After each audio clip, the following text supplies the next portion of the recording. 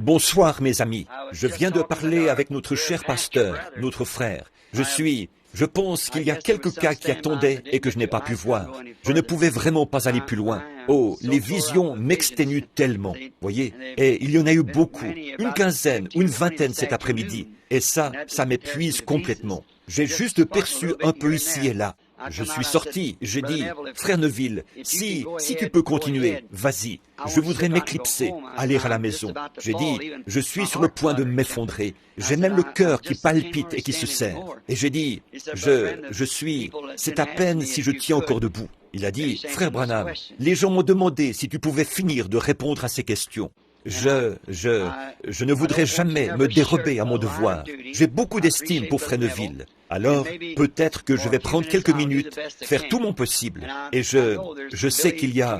Billy est entré là. J'ai dit, est-ce que tu les as tous fait passer? Il a dit, papa, il y en a encore au moins une vingtaine qui sont là, qui attendent. Alors, je n'ai pas pu. Ça faisait plus de 30 personnes aujourd'hui. Et il y a eu des visions pour environ 25 d'entre elles. Alors, vous pouvez vous imaginer dans quel état je suis. Alors, je suis vraiment fatigué mentalement. Mais nous allons prier. Aborder sans tarder ces questions, reprendre là où nous nous étions arrêtés. Comme ça, si je vais en Arizona et que j'ai ces questions dans mon esprit, elles vont me poursuivre. Et je reviendrai très bientôt, si le Seigneur le veut. Et là, je parlerai du sujet, un jour, dès que possible, de ce qu'il en est exactement, du mariage et du divorce. Prions. Dieu bien-aimé, tu connais mon cœur et tu connais mon sentiment. Tu sais tout sur moi. Et je prie, ô Dieu, il y a beaucoup de gens. Je suis resté avec eux trop longtemps, Seigneur. Il y en a trop, mais je suis vraiment reconnaissant, car je ne crois pas qu'il y en ait un seul qui soit venu aujourd'hui sans avoir été aidé. Je crois que chacun est reparti heureux et satisfait. Les choses auxquelles je ne pouvais pas répondre moi-même, tu es descendu dans des visions et tu as révélé ce qu'il y avait quelque part dans leur vie. Ils sont assis ici, beaucoup d'entre eux, en ce moment même. Ils sont en train d'écouter et ils savent que c'est la vérité. Tu leur as révélé les choses qu'il y avait quelque part dans leur vie et à cause desquelles certaines choses étaient arrivées. Ils le savent, Seigneur. Il n'y a absolument aucun moyen pour moi de connaître ces choses, si ce n'est grâce à ton aide. Et je te prie, Père Céleste, bien que je sois fatigué, par contre, je suis heureux d'être ton serviteur. Et je te prie de bénir ceux qui attendaient, tous ceux qui auraient voulu être admis. Et j'ai confiance au Dieu qu'on s'occupera d'eux, que ton grand Saint-Esprit leur donnera tout ce dont ils ont besoin. Aide-moi à terminer ces questions, Dieu bien-aimé, ou à m'y appliquer de mon mieux, pour que ton peuple obtienne réponse à ces questions. C'est moi qui leur ai demandé de les écrire. Ils les ont écrites, et je me considère comme tenu d'essayer de leur donner une réponse. Alors je te prie de me donner de la force, afin que je sois en mesure d'accomplir mon devoir envers toi et envers les gens. C'est au nom de Jésus que je fais cette prière. Amen. Maintenant, nous allons commencer tout de suite, reprendre là où nous nous étions arrêtés ce matin. Il se peut que je ne sois pas capable de lire certaines d'entre elles, du fait que je suis un peu enroué, parce que j'ai beaucoup parlé. Combien ont bénéficié du discernement aujourd'hui et sont vraiment reconnaissants de ce que Dieu leur a donné, voyez, ceux-là, ce sont les meilleurs de tous. Les services de ce type-là, les choses que vous voulez savoir et les choses qui étaient cachées dans votre vie sont révélées et dites. Et souvenez-vous, beaucoup de ces choses, beaucoup d'entre vous savent que des choses vraiment embarrassantes ont été dites et dévoilées, mais personne ne saura jamais ces choses, seulement moi et Dieu. Et ce qui vous a été dit, ça doit rester entre vous et Dieu. Laissez ça tranquille. Et combien d'entre vous savent que le Seigneur a révélé des choses qui avaient été faites afin de vous aider? Levez la main si ça vous a aidé, voyez, sans même connaître ces gens, ni rien à leur sujet. Mais c'est lui qui l'a fait. Maintenant, passons plus vite aux questions, là, et voyons si nous pouvons prendre... Il y en a encore une autre, ici quelque part. Il est dit, numéro 3. Je crois que celle-ci, c'est une lettre. C'est ça, c'est juste une lettre. Excusez-moi. Je vais les poser ici au fur et à mesure. Et je pense, oui monsieur, celle-ci aussi, c'est une lettre. Et il est dit, question. Mais je crois que c'est une lettre. Une question dans une lettre. Non, ce n'est pas ça. C'est une question au sujet d'un songe. Très bien. Je lirai ce songe. Ensuite, je verrai si le Seigneur m'en donne l'interprétation, puis je vous la transmettrai dès que je le pourrai. Je suppose que vous avez inscrit votre adresse. Voyons un peu si elle y est. Sinon, je vous demanderai de faire connaître votre adresse, vous qui avez écrit cette question et ce songe. Non, votre adresse ne figure pas. La personne qui a écrit cette lettre, elle est simplement adressée à moi. Donnez votre adresse à Billy. Alors, comme je poursuis mon chemin vers l'Arizona, j'irai dans le désert pour prier. Et s'il m'en donne l'interprétation, je saurai à quel endroit écrire pour la transmettre. Vous voyez, sinon, si ce n'est pas là-dessus, pour qu'on puisse transmettre s'il la donne. Mais je ne me prononcerai que si c'est le cas, parce que je ne peux pas faire autrement. Et alors, je saurai que c'est juste. Maintenant, est-ce que l'épouse, ceux qui croient ce message, vont aller dans l'Ouest? Je veux dire, finir par se rassembler là-bas. Et est-ce que... Un instant, là, ceci fait intervenir une seconde.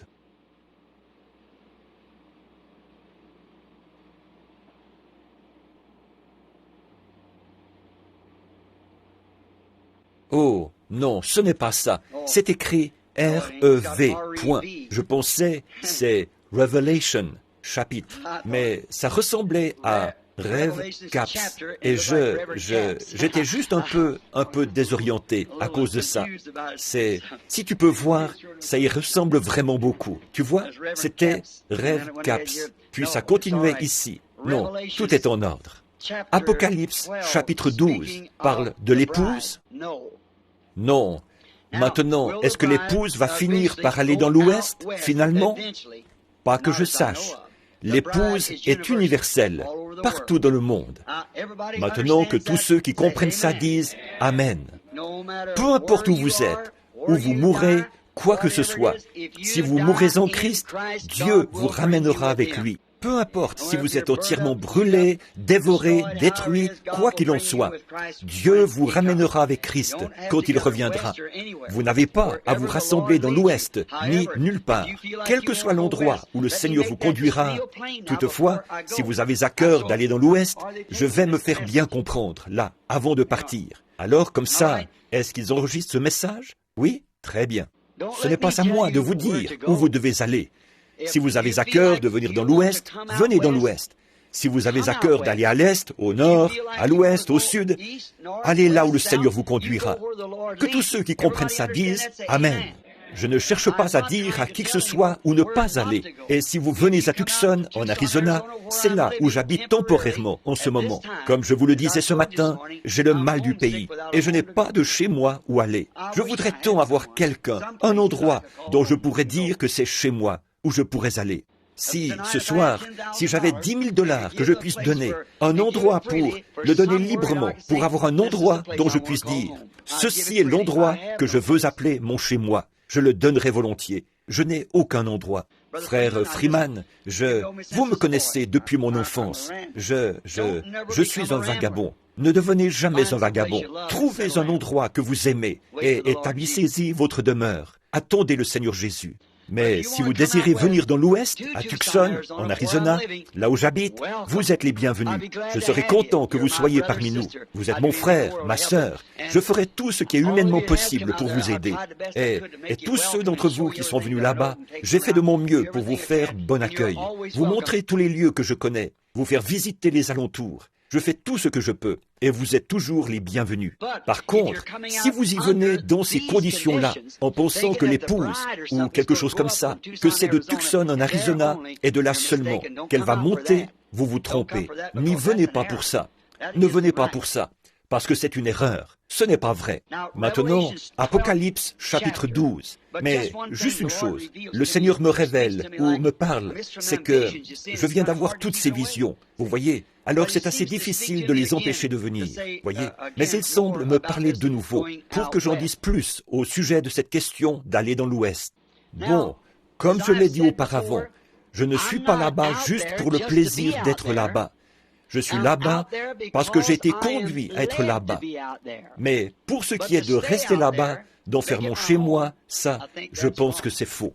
Non, je pense que ce ne sera que pour un court laps de temps, jusqu'à ce que le but dans lequel Dieu m'a envoyé là-bas ait été atteint. Je ne peux pas vous dire ici pourquoi j'y vais, mais je n'y irai pas juste pour le plaisir d'y aller. On demandait dans une question l'autre jour, nous savons pourquoi vous êtes allé en Arizona la première fois. C'était à cause de ces anges qui sont apparus. Pourquoi y êtes-vous retourné la deuxième fois? Vous vous souvenez que cette question est lue? Combien se souviennent que je suis revenu après ça et que j'étais assis là devant le docteur Livell? Je crois qu'il est quelque part dans le bâtiment. Et ma femme, je parlais de l'Arizona et du fait que nous restions ici. Et une main est apparue sur le mur et une lumière qui a écrit en traçant des lettres « Retourne en Arizona ». Combien se souviennent de ça? Voilà pourquoi je suis retourné là-bas. Sans savoir pourquoi j'y retournais. Et quand je suis arrivé là-bas, alors il a révélé pourquoi je devais y retourner. Et si je le dis, alors Satan va contrecarrer ça. Mais il ne connaît pas mon cœur. Il n'est pas la parole. Donc il ne connaît pas mon cœur. Mais si je le dis, alors il l'entend. Donc maintenant, souvenez-vous de ça. Or, quand j'ai dit l'autre jour, j'ai exprimé la chose un peu de sorte que ça vous a peut-être laissé sur une mauvaise impression. J'ai dit, ne venez pas en Arizona. Voyez, je ne voulais pas dire, ne venez pas. Ce que je voulais dire, c'est, si vous êtes conduit à venir, allez-y, venez. Si vous êtes conduit à aller en Californie, en Arizona, où que vous soyez. Mais si vous allez là-bas en disant, Frère Branham, je vais là-bas parce que je crois que vous allez rester là et prêcher la parole. Là, je crois que vous faites erreur.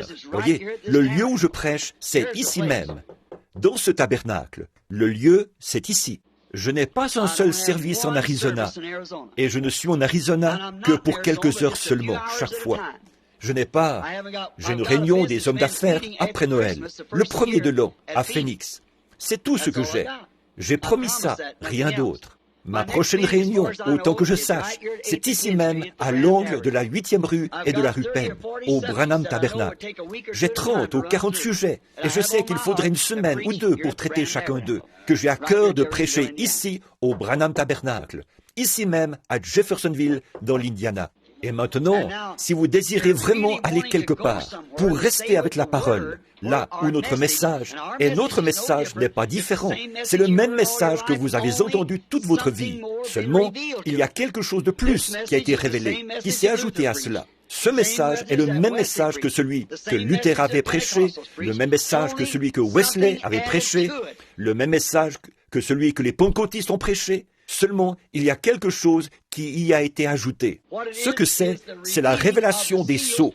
Ce que ces réformateurs avaient laissé en suspens, vous voyez, qui a été manifesté aujourd'hui, qui ne pouvait pas être connu en ce temps-là. Le message pentecôtiste ne pouvait pas être connu du temps de Luther ou de Wesley. Il fallait attendre jusqu'à l'âge pentecôtiste.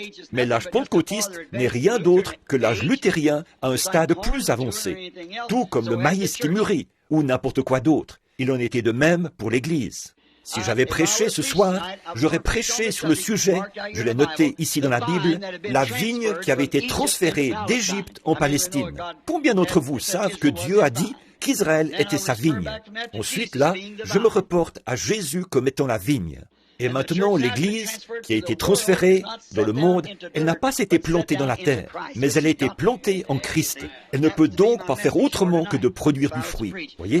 Et voilà ce qui devait être mon message pour ce soir, si j'avais prêché. Mais j'ai pensé que ce serait mieux de prendre ces questions. Alors j'ai simplement laissé ça de côté. J'apporterai peut-être ça à mon retour. Apocalypse chapitre 12 ne se rapporte pas à l'épouse. Apocalypse chapitre 12, je n'ai pas vérifié, mais je sais ce que c'est. Il s'agit de la femme qui se tenait dans le soleil, la lune sous ses pieds. La lune représentait la loi. La femme représentait Israël, l'Église.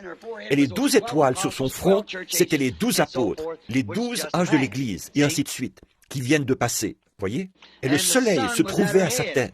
En effet, vous voyez, la lune est une ombre du soleil, et la loi était une ombre des biens à venir.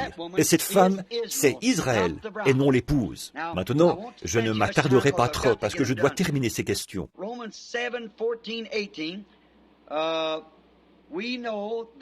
Romains 7, 14 à 18. Nous savons que la loi est spirituelle, mais moi, je suis charnel, vendu au péché. Car ce que je veux faire, car ce que je veux, je ne le veux pas, et je fais ce que je hais. Or, si je fais ce que je ne veux pas, je Par là, je reconnais par là que la loi est bonne. Et maintenant, ce n'est plus moi qui le fais, mais c'est le péché qui habite en moi. Je ne comprends pas ceci. Eh bien, ils ont écrit le passage de l'Écriture. C'est Paul qui parle aux Romains. Or, il a dit, permettez-moi de le présenter un peu plus clairement, pour que vous voyiez ce qu'il en est.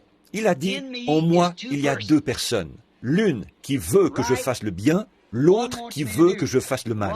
Et chaque fois que je commence à faire le bien, alors le mal me fait obstacle. Combien parmi vous qui avez été vus en entretien cet après-midi se trouvaient aux prises avec cette même chose-là? Et ce matin aussi, vous voyez, cette même chose-là. J'en ai parlé ce matin brièvement. Vous êtes un homme extérieur, lequel est contrôlé par 6 sens. Vous êtes un homme intérieur, contrôlé par un seul sens, qui est la foi. Et cette foi est en désaccord avec tous les 6 sens, si les 6 sens ne s'accordent pas avec la foi. Mais l'un est contraire à l'autre. Bon, tant que les 6 sens s'accordent avec la foi, c'est merveilleux. Mais quand les 6 sens ne s'accordent pas avec la foi, alors laissez les 6 sens de côté. Maintenant, par exemple, ici, Jésus a fait une déclaration, une promesse. L'homme intérieur dit que c'est la vérité. L'homme extérieur, lui, raisonne et dit que pour vous, ça ne peut pas être vrai. Alors, ne prêtez aucune attention à l'homme extérieur et acceptez l'homme intérieur. Or, Paul parle de la même chose. Il était vendu, de par la loi, au péché de la chair. C'est la même chose pour chacun de nous. C'est pour ça que nous avons les ennuis que nous avons, comme d'être mariés 4 ou 5 fois, et ceci et cela, et toutes sortes de péchés, des adultères, et tout ce qu'il y a d'autre dans nos vies. C'est à cause de ces choses. Nous sommes charnels, et cette partie-là doit périr. Par contre, à l'intérieur, nous sommes un homme esprit, l'âme qui est à l'intérieur. Et c'est là la foi dans la parole de Dieu. Alors, nous soumettons notre corps extérieur à la parole, par la foi, en acceptant ce que Dieu a dit. Comment est-ce que je peux prendre un gratteron et en faire un grain de blé? Il m'est impossible de le faire. Le seul moyen possible, c'est que l'intérieur de ce gratteron ait été transformé d'un gratteron de blé, d'un gratteron en un germe appelé vie de blé. Alors, enterrez ce gratteron et il produira un grain de blé. C'est vrai, voyez, parce qu'une vie de blé a été mise dans le gratteron, et la vie de ce gratteron a été retirée. Mais la nature du gratteron est toujours piquante, vous voyez, et elle le restera, jusqu'à ce que cette nouvelle vie ait atteint son plein développement, en sortant de la terre, qu'elle ait été ressuscitée. Quand elle sort, alors ce n'est plus un gratteron, mais du blé. Mais pendant qu'il est ici sur terre, et qu'il vient de la terre, pendant qu'il est un gratteron, il est toujours piquant. Mais à l'intérieur, il a la nature du blé. Et tant que vous serez dans cette vie, vous allez être piquant et avoir une nature charnelle qui va vous causer des ennuis tant que vous vivrez. Mais à l'intérieur de vous, vous êtes né de nouveau. Et quand vous ressusciterez, vous serez à l'image de Christ. Et tout le péché aura été éliminé de vous. Voyez? Voilà de quoi il s'agit. Permettez-moi de dire ceci. Ça a l'air d'une plaisanterie. En Indien, ce sont de très drôles de gens. Et ce n'est pas qu'ils sont drôles. Nous les trouvons bizarres. Mais à leurs yeux, ils sont très bien. Et si vous apprenez à les connaître, ils sont très bien. Une fois, on a demandé à un Indien, après qu'il avait été sauvé, je me souviens de l'un d'eux, à Phoenix, en Arizona. Billy descendait distribuer des cartes de prière. Il se tenait là simplement et il distribuait des cartes de prière. Et les gens qui étaient capables d'aller en vitesse chercher les cartes de prière, eh bien, c'étaient les gens bien portants qui n'avaient en réalité qu'un mal de tête, un mal de dents ou des problèmes avec un orteil. C'est eux qui avaient les cartes de prière, frère Raddle. Et à ce moment-là, alors dans la ligne de prière, tout ce que j'avais, c'était quelqu'un qui avait un mal de tête, quelqu'un qui avait des problèmes avec un orteil, quelque chose comme ça. Et il y avait des gens qui étaient assis là, qui se mouraient du cancer et tout, qui n'avaient pas pu venir dans la ligne de prière. J'ai dit, Billy, descends là et demande aux gens quel est leur problème. Et s'ils n'ont pas un cancer, ou une terrible maladie, ou quelque chose qui va les tuer, ne leur donne pas ces cartes de prière. Les gens que tu fais venir là, dans la ligne de prière, que ce soit ceux qui vont bientôt mourir, si le Seigneur ne leur vient pas en aide. Les autres, qu'ils attendent, qu'ils passent dans une ligne rapide, ou quelque chose comme ça. Mais que ces gens qui sont sur le point de mourir, j'ai dit, pose-leur la question. Il a dit, eh bien, tu avais dit, bats simplement les cartes et distribue-les. C'est ce que je faisais. J'ai dit, mais tu fais venir ces gens qui arrivent en vitesse et devancent les autres. C'est eux qui ont les pauvres infirmes et tout, ils ne peuvent pas les avoir. Très bien, c'est ce que je vais faire. Il descend. Il y avait un vieil Indien, et ils sont très bizarres. Il ne voulait pas s'asseoir sur une chaise. On lui avait donné une chaise, mais il s'est assis par terre dans la tente. Il portait un chapeau. Il ne voulait pas l'enlever. Une plume dépassait à l'arrière. Il restait assis là. Billy s'est approché de lui en passant. Il a dit, « Vous voulez une carte de prière ?» Il a dit, « Quel est votre problème, chef ?» Il a dit, « Moi, malade. » Il a dit, « Mais quel est votre problème ?» Il a dit, « Moi, malade. » Il a dit, « Mais je veux savoir quel est votre problème. » Il a dit, « Moi, malade. » C'est tout ce qu'il pouvait obtenir de lui. Il a dit, « Très bien, je reviendrai tout à l'heure. » Alors, Billy a continué à demander aux gens. Le vieil Indien ne lâchait pas des yeux les cartes de prière, qui diminuaient de plus en plus. Chaque fois qu'il les sortait de sa poche, il y en avait un peu moins. Alors, au bout d'un moment, le vieil Indien s'est levé. Il s'est avancé. Il a tapé Billy sur l'épaule pour lui rappeler que lui aussi, il était de la partie. Il a dit, chef, quel est votre problème? Il a dit, moi, malade. Il a dit, eh bien, chef, il faut me le dire. Papa a dit de ne pas donner ces cartes aux gens qui n'avaient que, disons, un mal de ventre, des maux de tête et ce genre de choses-là. Donne-les aux gens qui sont vraiment malades. Il a dit, quelle est la gravité de votre maladie, chef? Il a dit, moi, malade. Il l'a fait rasseoir. Et avant il n'avait presque plus de cartes. Quelques minutes, il ne lâchait pas ses cartes des yeux.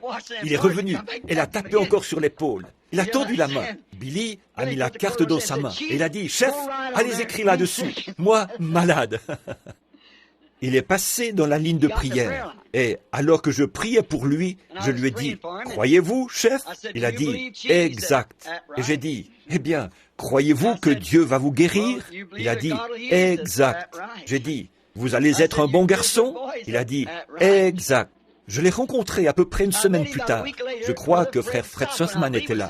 C'est quand il y avait les réunions sous la tente. C'était à Phoenix. Et je l'ai rencontré un peu plus tard dans la semaine. J'ai dit, ça va bien, chef? Il a dit, exact. J'ai fini par découvrir en parlant à...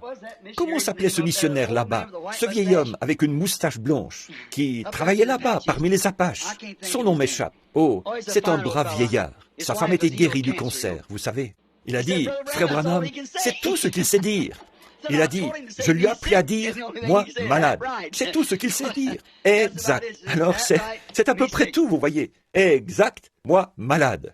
Quelqu'un m'a raconté qu'une fois, il y en avait un qui s'était converti, qui avait reçu le Saint-Esprit. Et il lui avait dit, comment ça va? Et il a dit, assez bien et assez mal. Il a dit, eh bien, qu'est-ce que vous voulez dire par là? Assez mal et assez bien. Il a dit, eh bien, depuis que moi recevoir le Saint-Esprit, il a dit, il y a 2 chiens en moi. L'un est un chien noir et l'autre un chien blanc. Il a dit, ils se disputent tout le temps. Il a dit, ils grognent et ils se battent. Il a dit, le chien blanc veut que je fasse le bien, le chien noir veut que je fasse le mal. Il a dit, eh bien, chef, lequel des deux gagne le combat? Il a dit, ça dépend. C'est celui que chef nourrit le plus. Alors ça, je trouve que c'est une bonne réponse. Voyez, ça dépend seulement du combat qui se mène dans le corps, à l'intérieur de vous. Ça dépend de celui que vous nourrissez, de la nature que vous nourrissez. La nature charnelle, qui s'affectionne aux choses du monde, ou la nature spirituelle, qui s'affectionne aux choses de Dieu.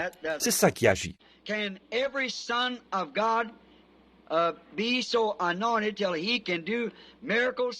Est-ce que chaque fils de Dieu peut être oint au point d'accomplir des miracles, des signes, des prodiges, ou est-ce fait sous la direction du Saint-Esprit?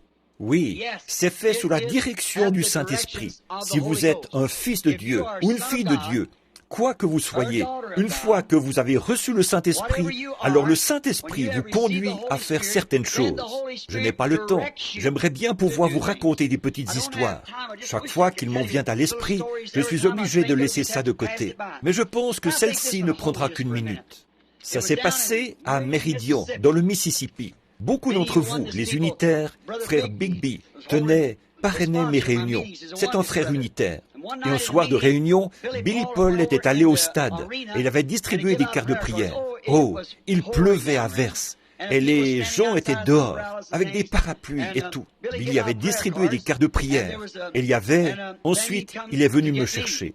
Et sur ces entrefaites, pendant qu'il venait me chercher, il y avait une petite dame qui s'était assise en avant. Et il y avait une autre dame qui marchait avec un petit bébé. Elle essayait de le garder tranquille. Et cette petite dame qui était assise là, vêtue d'une petite robe de calicot, ou quelque chose comme ça, elle aussi, c'était une mère. Elle a aperçu cette dame, et le Saint-Esprit a parlé à cette femme, lui a mis à cœur, va prier pour ce bébé. Eh bien, elle a dit, la prochaine fois qu'elle passera, j'irai prier pour elle. Et quand elle est passée de nouveau, cette dame tenait une carte de prière. Oh, elle s'est dit, je ne pourrais pas prier pour ce bébé. Elle s'est dit, Frère Branham va prier pour ce bébé ce soir. Moi, qui suis-je pour prier pour ce bébé si Frère Branham va prier pour lui? Bon, ça, c'était respectueux et c'était gentil, mais ce n'est pas toujours la volonté de Dieu. Parfois, c'est autre chose. Le Saint-Esprit continue à lui dire, va prier pour ce bébé. Finalement, elle s'est dit, cette femme va me refuser net.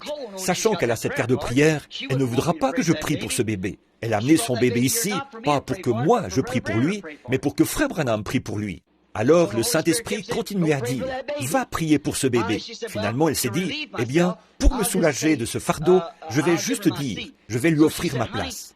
Alors elle a dit, ma chère, une jeune mère qui parle à une autre, est-ce que tu as ce bébé? Elle a dit, est-ce que tu voudrais venir t'asseoir ici, prendre ma place? Elle a dit, oh ma chère, je ne voudrais pas prendre ta place. Elle a dit, j'essaie de garder mon bébé tranquille. Elle a dit, mais tu as l'air tellement fatigué et épuisé. Elle a dit, je le suis. Elle a dit, eh bien, assieds-toi ici, prends ma place. Elle a dit, je vois que tu as une carte de prière. Peut-être que Frère Branham va prier pour ton bébé. Elle a dit, nous espérons que ce numéro sera appelé. Elle a dit, eh bien, je l'espère aussi. Elle a dit, sœur, tu es chrétienne? Elle a dit, oh oui. Elle a dit, moi aussi, je suis chrétienne. Elle a dit, depuis que je suis assise ici, l'Esprit du Seigneur me dit, prie pour ce bébé.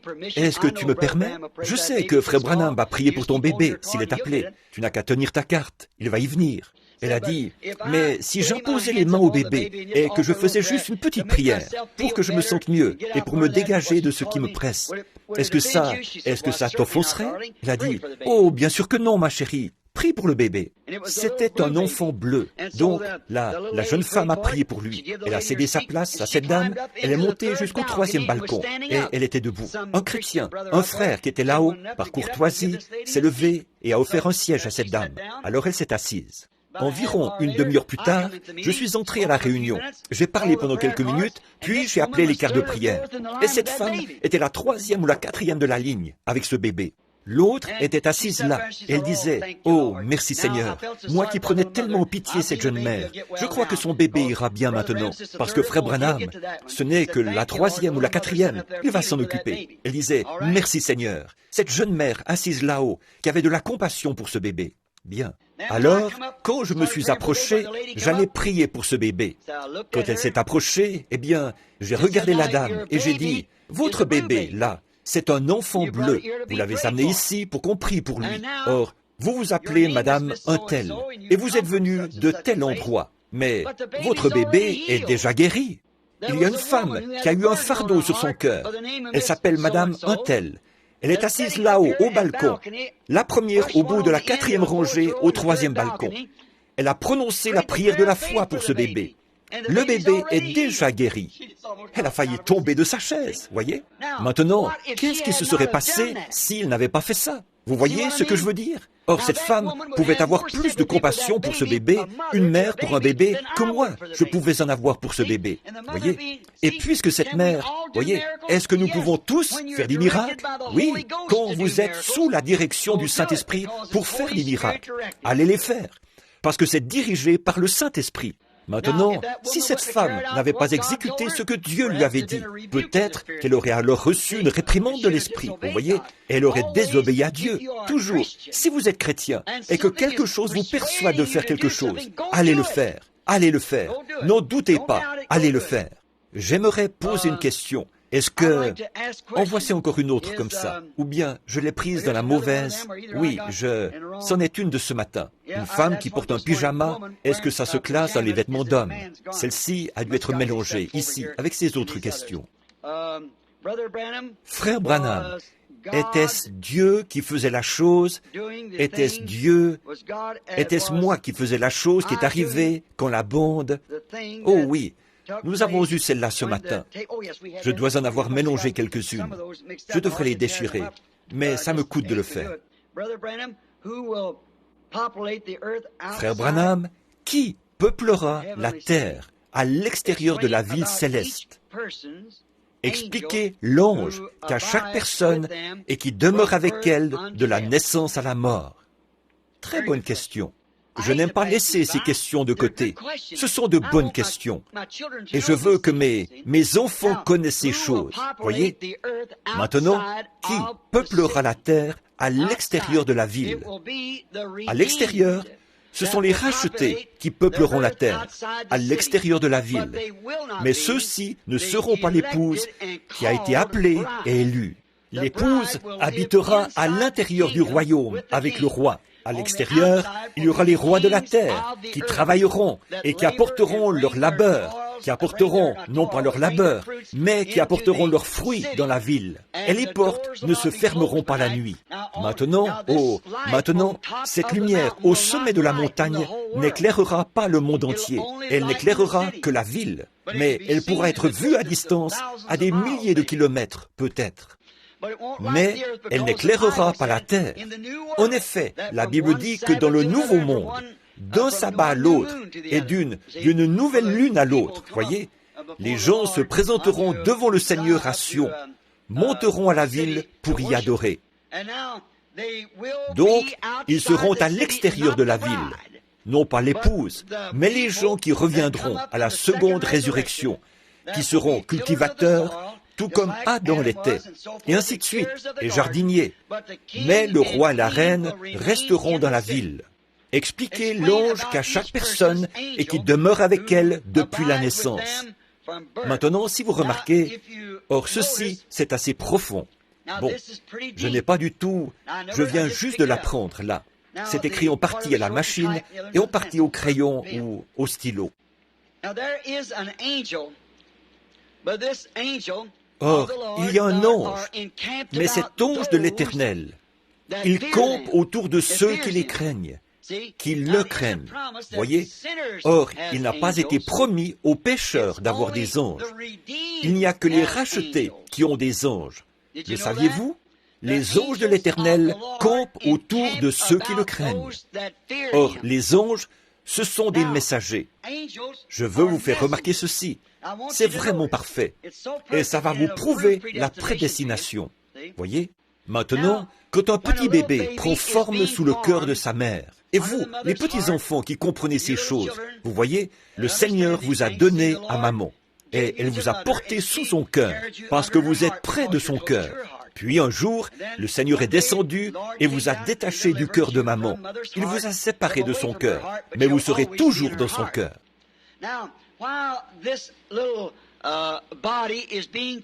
Maintenant, pendant que ce petit corps se forme, que ce petit corps naturel se forme dans la mère, il y a un corps spirituel de la terre qui est prêt à recevoir ce corps naturel dès qu'il naîtra. Or, le bébé naît avec des muscles vivants, un cœur qui bat, mais aucun souffle de vie en lui. Ce sont des muscles qui se contractent, voyez? Par contre, vous voyez, si c'était autrement, s'il n'y avait pas d'esprit qui devait venir en lui plus tard, alors notre souffle pourrait nous quitter, nous ne respirerions plus, tout en étant quand même vivants. Mais quand ce corps ne reçoit pas d'oxygène, de souffle, l'inspiration et l'expiration de nos poumons, alors nous sommes morts. Bon, mais quand la mère, le petit bébé descend du cœur de sa mère vers la terre, descend, vous comprenez ce que je suis en train de dire, la façon dont pourquoi je le dis de cette façon. Quand le petit bébé descend, qu'est-ce qui arrive? Aussitôt qu'il sort, s'il ne se met pas à crier, le docteur, la sage-femme ou celui qui est là lui donne une claque sur les fesses, le déplie. Celui-ci doit recevoir un choc. Et qu'est-ce qui arrive? Remarquez, une mère, elle peut être tout à fait mesquine et cruelle, mais juste avant que le bébé naisse, il y a une certaine bonté qui s'installe. Avez-vous déjà remarqué une mère quand elle doit enfanter? Il y a quelque chose de doux chez elle. Elle revêt toujours cette douceur. C'est parce que ce petit ange, ce petit esprit, un petit messager pour cette petite demeure est prêt à apparaître dans le monde. Ensuite, une fois que ce petit ange entre dans le corps, c'est un petit ange de la terre, un esprit qui est destiné par Dieu à occuper ce corps. Ensuite, ce bébé doit pouvoir choisir. Il prend sa décision. Puis, quand ceci se produit, alors, vous voyez, l'ange de l'Éternel, maintenant, entre ici. Ce qui est le corps spirituel, celui qui est éternel. Celui-ci est un esprit mourant, dans un corps mourant. Mais bon, vous ne pouvez pas être dans deux corps à la fois. Par contre, il peut y avoir deux natures en vous à la fois. Maintenant, la nature de l'Esprit du Seigneur, quand vous naissez de nouveau, vous ne naissez pas physiquement, comme dans le cas du bébé. Mais ce qui est arrivé, c'est que vous avez reçu la naissance spirituelle. Et alors que cette naissance spirituelle grandit dans votre cœur, naissance qui vient de Dieu, il y a un corps physique ou un corps céleste qui grandit pour recevoir cet esprit. Et quand la vie quitte ce corps, elle va vers ce corps-là. Tout comme quand le corps est présenté à la terre, l'esprit entre, et quand l'esprit sort du corps, il y a un corps qui attend. Nous savons en effet qu'après que cette tente où nous habitons sur la terre aura été détruite, nous en avons une autre qui nous attend déjà. Vous voyez, c'est ça, le corps spirituel des gens. Frère Branham, maintenant celles-ci doivent être, il y a un groupe de questions ici, il doit y en avoir au moins 10 ou 15. Tout est écrit sur du papier, la même sorte de papier, dactylographié et tout. J'essaierai d'y répondre au plus vite. Nous pourrons sortir aussi vite que possible. Chers frères, Jésus ne voulait-il pas accepter d'être adoré par Jean dans l'Apocalypse quand il est tombé au... Pourquoi Jésus ne voulait-il pas recevoir l'adoration de Jean dans l'Apocalypse alors qu'il avait permis auparavant qu'on l'adore? Pourquoi Jésus ne voulait-il pas recevoir l'adoration quand Jean a désiré l'adorer? Mon cher frère ou ma chère sœur, qui que vous soyez, ce n'était pas Jésus qui ne voulait pas recevoir l'adoration. Dans Apocalypse 22, 8, vous lirez que c'était le prophète, l'ange, qui ne voulait pas recevoir d'adoration. Quand Jean est tombé pour adorer l'ange qui lui avait montré ces choses, celui-ci a dit, « Garde-toi de le faire, car je suis l'un de tes confrères, je suis l'un des prophètes. » Voyez, je suis ton confrère, ton compagnon de service, l'un des prophètes. Donne l'adoration à Dieu. Ce n'était pas Jésus qui ne l'a pas accepté, c'était le prophète qui ne voulait pas l'accepter. Cher frère Branham, quelle différence y a-t-il entre le moment où Jésus a soufflé sur les disciples et qu'il a dit « Recevez le Saint-Esprit » et le moment où ils ont dû aller dans la chambre haute pour attendre. C'était une promesse qu'il leur avait faite. Il a soufflé sur eux sa promesse en disant « Recevez le Saint-Esprit ». C'était une promesse. Ils sont allés dans la chambre haute pour attendre l'accomplissement de cette promesse. C'est la même chose quand nous vous imposons les mains pour que vous soyez guéris. Ensuite, vous continuez à vaquer à vos occupations en attendant l'accomplissement de la promesse. Frère Branham, Jésus a-t-il changé de masque physique plusieurs fois quand il est apparu aux disciples après sa résurrection? A-t-il changé de masque physique? Je n'en sais rien. C'est que, d'après moi, ce qui s'est passé là, ce n'est pas qu'il a changé de masque. Ce qu'il a fait, c'est qu'il les a empêchés de le voir ou de le reconnaître. C'est comme ceux qui revenaient d'Emmaüs. Ils ont marché avec lui toute la journée, et ça leur a été caché. De même, ils ont vu un homme sur le rivage, alors qu'il pêchait un jour à un endroit où ils avaient déjà pêché. Il a dit, « Enfants, avez-vous pris quelque chose ?» Et ils ont dit, « Nous n'avons rien pris, nous avons travaillé toute la nuit. » Il a dit, « Jetez le filet de l'autre côté. » Et il a pris tout un tas de poissons. Et ils ont reconnu, à ce moment-là, que c'était le Seigneur. Je pense que ce n'était pas son masque qui était changé. Je pense que c'était simplement les yeux des gens qui étaient empêchés de le reconnaître. Frère Branham, quelle est la différence, s'il y en a une, entre l'ange du Seigneur et le Seigneur lui-même? L'ange du Seigneur est un messager de la part du Seigneur, et le Seigneur lui-même est cette personne-là, non pas la personne de l'ange de la part du Seigneur. Je vais vous montrer, parlons du point de vue terrestre. Voici un ange de la part du Seigneur. Du point de vue terrestre, voici un ange de la part du Seigneur. Du point de vue terrestre, voici l'ange de la part du Seigneur. Comment savons-nous alors si ce sont des anges de la part du Seigneur? Quand ils apportent la parole du Seigneur. Mais quand ils essayent de la pervertir, alors ça ne vient pas du Seigneur. Vous voyez? Quand ils essayent de lui faire dire quelque chose qu'elle ne dit pas. Dire simplement, puis il y a un ange surnaturel qui descend de la part du Seigneur. Un messager, comme Gabriel et Michel, Absinthe et ainsi de suite. ce sont leurs noms. Frère Branham, qu'est-ce qui ne va pas, apparemment, au jour où nous vivons, chez quelqu'un qui est croyant, qui suit le message, et le messager d'aujourd'hui, mais qui, semble-t-il, n'arrive pas à prier comme il le voudrait? C'est une bonne question. Je crois, frères, sœurs, qui que soit la personne qui a posé cette question, que c'est à cause des conditions actuelles. Le réveil est terminé. Le réveil a duré quelques 15 ans, et jamais auparavant ça n'avait duré plus d'environ 3 ans. Je crois qu'on a reçu le dernier réveil.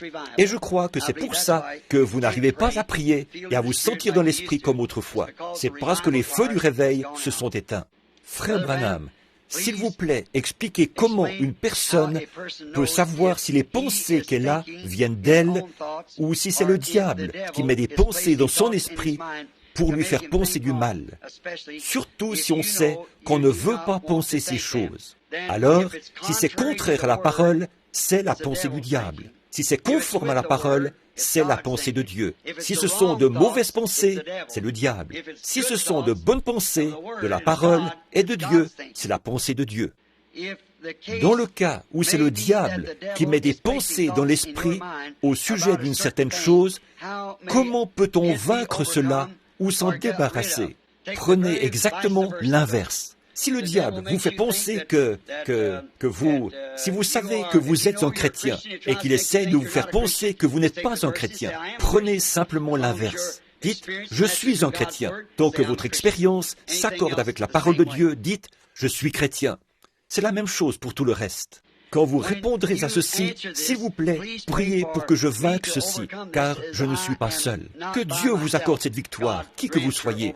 Que vos pensées soient tout de suite ramenées de l'autre côté et dites, je suis un chrétien, je suis un croyant. Satan, tu n'as aucune prise sur moi. Franchement, je me tiens ici même, en ce moment, en train de dire la même chose. Je me retiens pour ne pas m'évanouir ici à la chair. C'est vrai, 4 ou 5 fois, j'ai failli m'effondrer sur la chair. C'est la vérité. Dieu sait que c'est vrai. Quand quelqu'un se rend compte qu'il a un complexe d'infériorité ou un complexe quelconque, comment peut-il vaincre cela?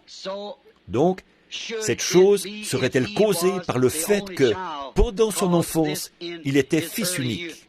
Prenez exactement le contraire. Si vous voulez toujours imposer votre volonté, un enfant gâté qui veut toujours n'en faire qu'à sa tête, alors faites volte-face. Prenez de tout votre cœur la direction opposée. Si vous êtes égoïste et que vous voulez tout garder pour vous, alors commencez à donner ce que vous avez. Voyez, faites tout ce que... Prenez simplement la direction inverse. C'est ça le moyen de vaincre n'importe quoi. C'est un contrepoison. Vous, ma vieille mère du Sud, avait l'habitude de dire « le poil du dos du chien calme la morsure ». Et ça s'applique aussi pour ceci. Frère Branham, à quel achèvement devrions-nous laisser nos préadolescents participer? Excusez-moi, c'est à quelles activités nos préadolescents devraient-ils anticiper, participer? Aussi, comment devrions-nous nous y prendre pour les aider à choisir leurs amis? Gardez-les en compagnie de chrétiens le plus longtemps que vous pourrez.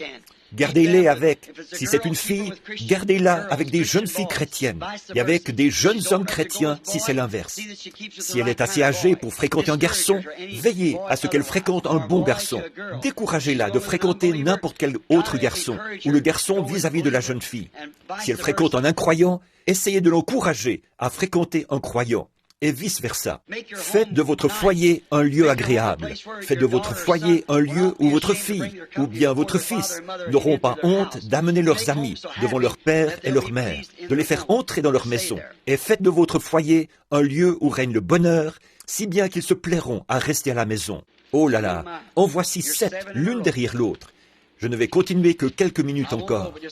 Frère Branham, avez-vous fait des déclarations dernièrement, disant que l'âge de l'Église est terminé, celui de Laodicée? Non, je n'ai jamais dit qu'il est terminé. Si c'est le cas, vous avez mal compris, ou je me suis mal exprimé. Celui-ci est le dernier âge de l'Église. C'est la fin des âges de l'Église, Laodicée. Il n'est pas encore terminé. Quand il se termine, l'Église est partie. Donc, tant que l'Église est ici, il n'est pas encore terminé. Voyez? Puisque l'âge de l'Église est terminé et a été plongé dans l'obscurité, que l'épouse a été appelée, Nous sommes déjà dans la période de la tribulation? Non, non, non. J'aimerais avoir plus de temps pour pouvoir m'étendre là-dessus. Voyez? Voyez, l'épouse, quand elle sera enlevée de l'Église, c'est là que l'âge de l'Église prendra fin. Laodicée sombre dans le chaos. L'épouse rentre dans la gloire et la période de la tribulation s'installe sur les vierges endormies pendant 3 ans et demi, au cours desquels Israël reçoit sa prophétie. Ensuite, la tribulation s'installe sur Israël. Et ensuite a lieu le combat d'Armageddon qui détruit toute chose. Puis, l'épouse revient avec l'époux pour 1000 ans, le règne du millénium. Après cela vient le jugement du trône blanc. Après cela viennent les nouveaux cieux et la nouvelle terre, et la nouvelle ville qui descend du ciel d'auprès de Dieu. L'éternité et le temps fusionnent. Le Saint-Esprit vous a dit que les trompettes n'ont rien à voir avec l'épouse. Est-ce que les 7 coupes ont quelque chose à voir avec nous? Je vais attendre pour voir si le Saint-Esprit le révèle de cette manière. Je ne sais pas encore. Le prophète de Malachie 4 sera-t-il celui qui appellera le reste des nations d'Apocalypse 7, 9? Bien que ces gens-là passent par la période de la tribulation. Non, non. Après Apocalypse 7, c'est là qu'il a vu les 144 000 scellés. Et après ça, ce qu'il a vu paraître, revenir, c'était cette grande foule que personne ne pouvait compter, c'est-à-dire l'épouse. Ça devra, Malachie 4, ce sera terminé. L'épouse aura été enlevée au ciel. Et ensuite, ce groupe de Élie et Élisée reviennent sur la terre pour... L'Église doit passer par la période de la tribulation. Mais Élie et Élisée n'auront rien à faire avec les vierges endormies. Elles font partie des nations. Ils seront envoyés seulement aux Juifs. Les 7 tonnerres qui correspondent à cet mystère ont-ils déjà été révélés? Ont-ils été révélés dans les 7 sceaux, mais sans que jusqu'ici, ils nous soient encore connus comme étant les tonnerres? Non, ils ont été révélés dans les 7 sceaux. C'est à ça que les tonnerres se rapportaient. Ils devaient révéler les 7 tonnerres qui ont fait entendre leur voix, et personne n'arrivait à comprendre ce que c'était. Jean savait ce que c'était, mais il lui était défendu de l'écrire. Il a dit, mais le 7e ange, au jour où il sonnerait de la trompette, les 7 mystères des 7 tonnerres seraient révélés. Et le 7e ange est un messager du 7e âge de l'Église. Voyez? Croyez-vous qu'il arrivera que la petite épouse vivante se rassemble quelque part et qu'ils auront tout en commun comme la première épouse, peut-être juste avant la venue du Seigneur Jésus sur les nuées? Bon, ils m'ont demandé si je croyais ça. Je ne peux pas le prouver par les Écritures, mais peut-être qu'il viendra un temps, peut-être, je ne sais pas. Il se pourrait qu'il y ait juste, voyez, si une telle chose arrivait, cela indiquerait qu'il est très proche. Ce serait tellement, il a dit, mais il viendra comme un voleur dans la nuit. Voyez, il vient pour... C'est comme ce livre que j'ai lu sur Juliette, sur Roméo et Juliette. Il vient et enlève son épouse pendant la nuit. Elle sera enlevée en un instant, en un clin d'œil. Voyez? Et je doute fort qu'il en sera ainsi, parce que la Bible dit, de 2 personnes qui seront dans un même lit, j'en prendrai une et j'en laisserai une. Et de 2 qui seront dans un champ, j'en prendrai une et j'en laisserai une. Voyez, alors probablement d'un bout à l'autre du monde, ils ne seront pas rassemblés dans un seul lieu pour avoir tout en commun, mais ils seront dispersés par petits groupes sur toute la surface de la terre. Je crois que peut-être que, si le Seigneur le permet, ceci est un petit groupe d'entre eux. Peut-être qu'il y a un autre petit groupe en Asie, en Allemagne, un autre ailleurs. Quand j'ai eu une vision de l'épouse l'autre nuit, ceux qui la composaient étaient de différentes nations du monde. Voyez, alors l'épouse ne sera pas rassemblée d'un seul endroit, elle sera rassemblée de partout dans le monde. Ça, c'est parfaitement confirmé par la parole. Et la parole n'a jamais été fausse. Et jusqu'ici, la vision non plus n'a jamais été fausse, parce qu'elle a été selon la parole. Est-il possible que quelqu'un qui possède un vrai et authentique baptême du Saint-Esprit, en cette heure, ne soit pas pris dans l'enlèvement de l'épouse? Pourriez-vous, s'il vous plaît, l'expliquer? Dites-nous si nous pouvons faire quoi que ce soit pour aider à alléger votre fardeau. C'est gentil ça, n'est-ce pas? Voyez? Non, Il n'y a rien que vous puissiez faire en ce moment. Oui, les croyants authentiques qui ont été baptisés du Saint-Esprit seront dans l'épouse. Bien entendu, ils ont été choisis et appelés à sortir. Les vierges endormies n'avaient pas d'huile. Celles qui avaient de l'huile sont entrées. Mais que pouvons-nous faire pour alléger le fardeau? Oui, frères, sœurs, qui que soit la personne qui écrit ceci, priez pour moi. C'est la meilleure chose que vous puissiez faire. Merci. Je n'ai pas besoin d'argent. J'en reçois suffisamment pour pourvoir à mes besoins. Je remercie le Seigneur pour ça. Je n'ai pas besoin de vêtements. La plupart du temps, les gens me donnent les vêtements que je porte. Mes amis et tout me donnent des vêtements. Et je reçois assez d'argent pour nourrir ma famille. C'est tout ce qu'il nous faut. Il semble. Par contre, vous pouvez prier pour moi, parce que j'ai vraiment besoin d'aide spirituelle. Il semble, parmi les ministres de la parole, que nous ayons peu, sinon aucun fardeau pour prier, pour prêcher, pour jeûner ou pour les âmes perdues, qui pourraient encore se trouver là-bas, quelque part dans le monde.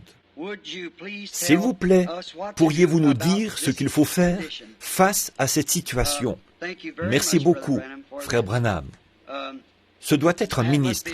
Il n'a ajouté aucune signature à ces mots.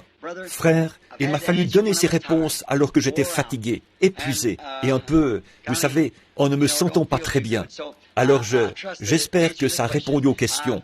Je vous remercie beaucoup et je ne me rappelle plus ce que j'allais lui répondre. Prédicateur, ministre, pourquoi nous avons ces fardeaux, n'avons pas de fardeau pour les âmes perdues?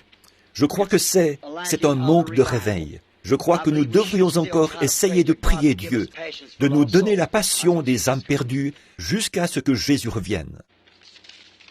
Frère Branham, croyez-vous que tous ceux qui ont le Saint-Esprit parlent en langue? Non. Je sais que vous dites que le parler en langue n'est pas la preuve qu'on a le Saint-Esprit. S'il vous plaît, expliquez 1 Corinthiens 12, 30. Pourrais-tu prendre 1 Corinthiens 12, 30? Je pense, tous parlent-ils en langue? Et ainsi de suite. Je n'en suis pas sûr. Je vais essayer d'en prendre une autre pendant qu'ils y répondent. Frère Branham, pourriez-vous, s'il vous plaît, expliquer Job 14, 21? Oui, Job 14, c'est si un homme meurt, revivra-t-il? Oh, si un homme meurt, Job parlait de la résurrection. Je pense que j'ai eu cette question l'autre matin. N'était-ce pas ça? Ou était-ce chez Charlie? Quelque part. Madame Cox était là. Job, il avait vu les fleurs, comment elles meurent et revivent, mais lui descendait dans la terre et ne pouvait pas revenir. Ensuite, il lui était expliqué que quelque chose avait péché. Il voulait obtenir un médiateur entre lui et Dieu, et là, il a vu la venue du Seigneur. Qu'est-ce que c'est, frère? Je pense que c'était 1 Corinthiens 12, 30. Oui, tous parlent-ils en langue? C'est ce que je pensais. Mais je n'en étais pas sûr, à cause de cet état de fatigue. Mais non, tous ne parlent pas en langue, tous n'interprètent pas, tous ne disent pas ces choses. Puis, le chapitre qui vient tout de suite après, quand je parlerai les langues des hommes et des anges, si je n'ai pas la charité, je ne suis rien. Voyez, Paul, en d'autres termes, il leur dit, tous parlent-ils en langue? Bien sûr que non. Tous prophétisent-ils? Non. Mais aspirez aux dons les meilleurs. Et je vais encore vous montrer une voie par excellence. Voyez, tous ne parlent pas en langue. Allez-vous avoir un autre service de discernement avant de repartir? Sinon, est-ce possible d'avoir un entretien particulier? J'espère que vous en avez eu un. Bon, il ne m'en reste plus beaucoup. Je vais faire mon possible pour essayer d'y répondre. Je me souviens de vous avoir entendu parler d'un triste spectacle que vous aviez vu, un ange, un aigle, qui battait des ailes dans une cage, qui cherchait désespérément à se libérer. Ma précieuse mère est dans cette situation-là. Il ne lui a pas été permis, depuis 3 ans, de recevoir à la maison ses 3 enfants mariés, parce qu'ils refusent de se soumettre à la doctrine de leur père. Celui-ci est un prédicateur dénominationnel. Maman désire entendre ce message du temps de la fin, et je ne peux même pas lui faire parvenir une lettre. Jusqu'à quel point doit-elle être soumise? Y a-t-il quelque chose que je puisse faire à part prier? Ce serait la seule chose à faire, que je sache. Son mari, qui est ministre, ne veut pas lui laisser entendre la parole. Elle veut l'entendre, mais il ne veut pas lui permettre de l'entendre. Alors priez simplement pour elle. Je crois que cette femme est sauvée, bien entendu. Frère Branham, est-il possible pour quelqu'un d'être perdu est de finir en enfer s'il rejette la lumière de la parole, même s'il possède une véritable expérience de justification et de sanctification. Oui, monsieur, c'est tout à fait exact. Quand vous employez cette expression de dire que si nous ne croyons pas la parole, nous serons éternellement séparés de Christ, voulez-vous dire que les vierges folles vivront éternellement, mais qu'elles seront séparées de la nouvelle Jérusalem où Christ habitera avec l'épouse? Il s'agit ici des gens qui n'ont pas le Saint-Esprit, qui ne sont pas nés de nouveau, conformément à ce que l'Écriture enseigne. Si la naissance naturelle exige de l'eau, du sang et l'esprit, la naissance spirituelle n'exige-t-elle pas les 3 étapes de la grâce avant que la personne soit vraiment née de nouveau? Absolument. Je viens d'expliquer ça ce matin. La même chose, à propos du même sujet. Il faut que vous ayez toutes les étapes. Vous êtes engendré par l'Esprit, tout comme un bébé est engendré dans le ventre de la mère. Mais on n'est pas né tant qu'on n'a pas reçu le Saint-Esprit. C'est vrai. C'est à ce moment-là que vous êtes né. Vous n'êtes pas converti, vous êtes en voie de conversion, jusqu'à ce moment-là. C'est pour ça que tous ces grands mystères ne pouvaient pas être donnés à Luther, ne pouvaient pas être donnés à Wesley, ne pouvaient pas être donnés à l'âge qui vient de passer près de nous, l'âge pentecôtiste. Pourquoi? Ce n'était pas le temps. Ils étaient engendrés. Maintenant, la personne de Christ lui-même, le Fils de l'homme, vous comprenez, se révèle dans la chair humaine. Ça n'aurait pas pu venir avant maintenant. Quand le millénium commencera, comment les incroyants seront-ils ôtés de la terre? Les incroyants disparaîtront dans la période de la tribulation, avec les vierges endormies, et tous les autres, incroyants et vierges endormies, et le reste d'Israël qui doit être retiré. Frère Branham, quand quelqu'un m'énerve ou me marche sur les pieds, voici peut-être une bonne question. Me marche sur les pieds, comme dit le vieux dicton. La colère monte en moi. Comment puis-je vaincre cette chose? Je sais que c'est le Seigneur qui devra le faire. Mais que puis-je faire dans mon cœur? Je ne veux pas de cette chose. Adoucissez votre tempérament par la prière. Puis, décidez-vous. Je ne pense pas qu'il y ait beaucoup de gens dans ce bâtiment qui aient déjà eu un tempérament plus colérique que moi au départ. Oh, j'avais toujours la bouche en compote. Et j'ai pris beaucoup de mes repas avec une paille. Ma mère, comme vous le savez, était de mère indienne. Et mon père était irlandais, un Irlandais du Kentucky en plus de ça. Et chacun, tous les deux, avaient un tempérament assez colérique pour affronter une scie circulaire. Et moi, j'avais toujours la bouche en compote. D'abord, j'étais petit. On n'avait qu'à me soulever et à me jeter à terre d'un coup de poing. Je me relevais, on me jetait encore à terre d'un coup de poing, jusqu'à ce que je ne sois plus capable de me relever. C'était toujours comme ça. Puis, quand j'étais capable de me relever, je me relevais. On me jetait encore à terre d'un coup de poing. Alors, c'est exactement comme ça que ça se passait pour moi. Je me disais, je ne pourrais jamais être chrétien. Mais quand le Saint-Esprit est entré dans ma vie, avec ça, c'était réglé. Plus jamais. Une fois, j'ai rencontré une femme. J'avais été obligé d'aller couper l'électricité chez elle. Et à l'époque, j'avais des cheveux sur la tête. Elle a dit, « Espèce de petit crétin frisé !» Je lui avais dit, « Madame, vous ne devriez pas jurer comme ça. Oh, vous ne craignez pas Dieu ?» Elle a dit, « Espèce de petit crétin frisé ! Si je voulais que quelqu'un me parle de choses comme ça, je n'irais pas chercher un imbécile comme toi. » Ouh ! Puis elle m'a appelé d'un nom grossier. Oh là là, si ça avait été 1 an auparavant, j'avais toujours dit qu'un homme qui frappait une femme n'était pas assez homme pour frapper un homme. Mais à ce moment-là, j'aurais peut-être dérogé à ça, peut-être appelé ma mère d'un vilain nom comme ça. Mais savez-vous quoi? Ça ne m'a même pas affecté. J'ai dit, je prierai pour vous. Pas dérangé du tout. J'ai su à ce moment-là qu'il m'était arrivé quelque chose. Oui, monsieur. Oh là là, vous êtes au courant des vilaines choses que j'ai faites quand j'étais un gamin. J'étais bagarreur. À un moment donné, j'ai failli tuer 5 hommes. J'avais pris un fusil chargé de 16 balles. Et alors que ces garçons m'avaient battu parce que je venais du Kentucky, c'était leur seule raison. Je ne pouvais même pas garder la tête levée. L'un me tenait par les mains comme ceci, et l'autre se tenait là avec une pierre à la main. Il me frappait au visage jusqu'à ce que je sois presque mort. Il n'y avait absolument rien. Il m'appelait le petit Indien du Kentucky, parce que ma mère, quand elle était jeune, elle avait vraiment l'air d'une Indienne. Je regardais sa photo tout à l'heure. et qu'il savait qu'elle était de mère indienne. Alors, parce que j'étais du Kentucky et qu'elle était une squaw, il m'appelait le petit Indien du Kentucky. Et je n'y étais pour rien. Ce n'était pas ma faute si j'étais né au Kentucky. J'allais là-bas, à l'école. Je n'avais pas de vêtements à porter et les cheveux qui me descendaient dans le cou. Et maman avait pris la vieille veste de papa qu'il avait portée à son mariage. Elle l'a coupée et m'a confectionné un pantalon pour que je puisse porter ça quand je suis allé à l'école pour la première fois.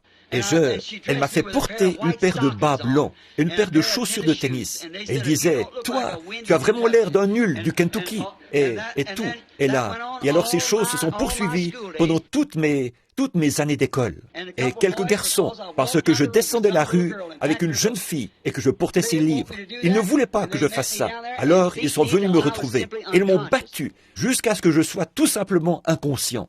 Je leur ai dit que s'ils me laissaient partir, je leur ai promis que je rentrerais tout droit à la maison. Alors ils m'ont lâché. Ils m'ont donné 4 ou 5 coups de pied, ils m'ont jeté à terre. Ils m'ont raflé toute la figure. Et je suis rentré à la maison, comme ça, en passant à travers le champ de genêt.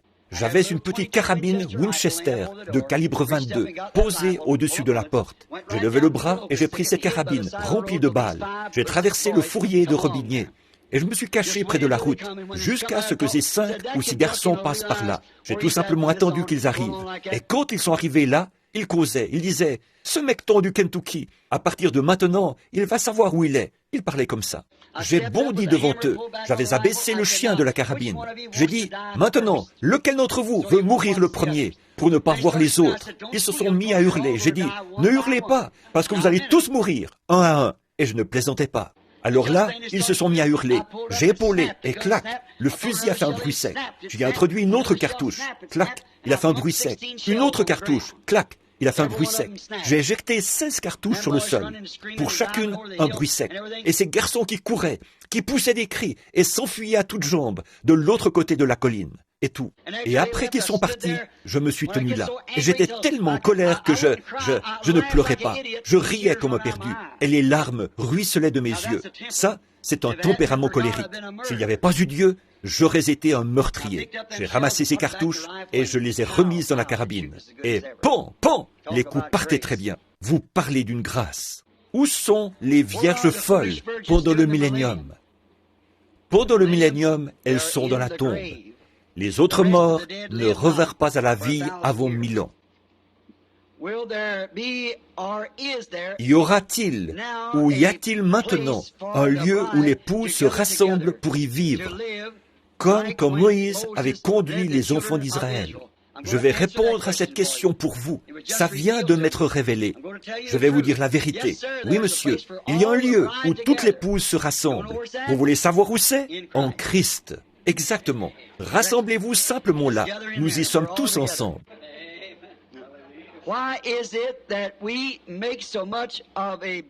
Pourquoi est-ce qu'on fait tout un plat de... Oh, je me fais gronder là. Hein? Tout un plat de l'habillement des femmes et de leurs cheveux coupés, mais qu'on ne dit rien des cheveux de l'homme, ni de la façon dont il s'habille. Eh bien, sœur, je vais me mettre d'accord avec vous sur une chose. Premièrement, la Bible dit qu'un homme ne doit pas avoir de longs cheveux. Et s'il avait de longs cheveux, je le lui dirais, tout comme je vous le dis, à vous, il a tort. Mais la plupart des hommes, beaucoup d'entre eux sont comme moi, ils n'en ont pas du tout. Mais la plupart des hommes se coupent les cheveux, ils ressemblent à des hommes. Et alors, s'ils ne le faisaient pas, on leur dirait de ne pas faire ça, de ne pas se laisser pousser les cheveux comme des cheveux de femme. Vous verrez ce qu'il en est quand nous parlerons du mariage et du divorce, des vœux et tout ça, quand nous prêcherons là-dessus. Tout un plat de choses comme l'habillement des hommes ou des femmes. Bon, un homme, d'abord, le corps d'un homme n'est pas une tentation comme celui de la femme. Bon, l'homme, cette espèce de gros spécimen, aux jambes poilues, aux genoux cagneux, à la grosse bedaine et tout. Il a l'air d'un vrai désastre. Lui, il n'a rien de tentant. Je trouve que c'est un spectacle on ne peut plus grotesque que de voir ces hommes descendre la rue, jeunes ou vieux, vêtus de ces bikinis ou quoi, vous savez, descendre la rue comme ça. Je trouve que c'est le spectacle le plus dégoûtant que j'ai jamais vu. C'est vrai, je pense qu'il ne sait pas à quel côté de la race il appartient. Voyez, c'est vrai, un homme qui ferait une chose pareille. Et savez-vous quoi? Je viens d'apprendre, il y a quelques mois, que l'armée américaine allait s'habiller de cette façon-là. Eh oui, l'armée, l'année prochaine ou l'année d'après, ils vont tous porter le short. Avec quelle bande de grands efféminés est-ce qu'on va se retrouver? Dieu a fait l'homme pour qu'il ait l'air d'un homme, qu'il agisse comme un homme et qu'il s'habille comme un homme. Il a fait la femme pour qu'elle fasse de même, qu'elle s'habille comme une femme, qu'elle agisse comme une femme et qu'elle soit comme une femme. À propos, ce matin, à propos de la question qui était posée à propos des hommes, s'ils désirent, si une femme a les cheveux très fins et qu'elle désire porter l'un de ces crépons, ou le nom que vous donnez à ça, je pense que c'est... Ma femme porte ça. Elle dit que ses cheveux sont fins, et elle a quelque chose d'à peu près gros comme ça, qui ressemble à un petit pain rond assez gros. Elle enroule ses cheveux autour de ça, elle fait tenir ça avec des épingles. Bon, moi, je trouve que ça, il n'y a pas de mal à ça, pourvu que vos cheveux soient longs. Un ministre a dit que sa femme se sentait culpabilisée parce qu'elle avait de la teinture dans les cheveux. Et j'ai découvert, d'après une question, que ça veut dire un colorant ou une coloration dans les cheveux. Je ne peux pas dire que c'est mal. Je n'ai rien à ce sujet, pourvu qu'elle ait de longs cheveux. C'est tout ce que je peux dire là-dessus. Et maintenant, l'homme, la personne qui parlait ce matin, d'enlever ses cheveux et de les remettre. Maintenant, voici encore quelque chose au sujet d'une chevelure coupée. Voyez? Or, si un homme n'a pas de cheveux et que sa femme, j'ai entendu des femmes qui disaient, eh bien, si seulement je pouvais convaincre Jean, moi je trouve qu'il serait plus beau s'il portait un postiche. Qu'en pensez-vous, frère Branham? Est-ce mal pour lui de faire ça? Mais non, absolument pas. Ce n'est pas mal, pas du tout. S'il veut en porter un, c'est bien, tout aussi bien que de porter des fausses dents ou autre chose selon le besoin. Au fait, j'ai moi-même 3 fausses dents. Je voudrais bien ne pas les avoir. Elles sont fixées sur broche. Ça diminue toujours l'intensité de ma voix. Ça me coupe la langue et tout, mais je dois les porter pour manger. Et quand je vais outre-mer, dans ces réunions plein air, je porte un postiche, non pas pour l'apparence, parce que vous savez que je me tiendrais ici, même si je n'avais pas un seul cheveu sur la tête, ou quoi que ce soit. Pour moi, ça ne changerait rien. Je suis ici pour représenter Jésus-Christ. Mais la première soirée où je me tiens là, sous un orage tropical, le lendemain soir, j'ai tellement mal à la gorge que je ne peux pas y retourner. Et donc, si c'était quelque chose que je désirais faire et que j'avais à cœur de le faire, je le ferais. Oui, monsieur, il n'y a absolument rien qui l'interdit. Il n'y a absolument rien qui vous interdit, sœur, de porter un crépon ou un postiche ou quelque chose dans vos... C'est parfaitement en ordre. Mais que vos cheveux restent longs. Et vous, les hommes, coupez les vôtres. Ceux que vous avez, tenez-les coupés. Voyez? Alors, ça règle la question. Et vous, les femmes, habillez-vous comme des femmes. Et vous, les hommes, habillez-vous comme des hommes. Ne cherchez pas à être efféminés en portant des vêtements de femmes. Et vous, les femmes, ne cherchez pas à être masculines en portant des vêtements d'hommes. Parce que Dieu ne veut pas que vous le fassiez. La Bible condamne ça. Mais maintenant, pour ce qui est de porter un postiche ou de porter des cheveux, eh bien, qu'est-ce que c'est, ces espèces de crépons? Est-ce que j'ai fait une erreur tout à l'heure? Serait-ce plutôt une souris? C'est quelque chose que les femmes mettent dans leurs cheveux pour les faire paraître plus, quel que soit le nom qu'on donne à ça, voyez, il n'y a rien à redire là-dessus. Allez-y, c'est en ordre. Frère Branham, une sœur a fait environ 1300 kilomètres pour venir au tabernacle. Et elle disait croire que vous êtes Jésus-Christ incarné. S'il vous plaît, parlez de ceci. Elle était très IMPA, impatiente, d'essayer de dire aux autres ce qu'elle pense. IMPAHA, impatience. Très bien. Bon, bien entendu, cette sœur était dans l'erreur. Je ne suis pas Jésus-Christ, je suis son serviteur. Nous avons expliqué ça tant de fois. Mais, j'ai presque terminé. Là, priez seulement pour moi. Ça prendra encore juste un petit moment. Frère Branham, est-ce que vous aimeriez entendre celle qui reste en faisant aussi vite que possible? Frère Branham, une fois, j'ai failli que Dieu m'avait fait... Une fois, j'ai senti que Dieu m'avait fait une promesse comme à Sarah. Il y avait une question, mais la promesse est venue par la suite. Est-ce que la promesse était de Dieu? Je savais que celle de Sarah l'était.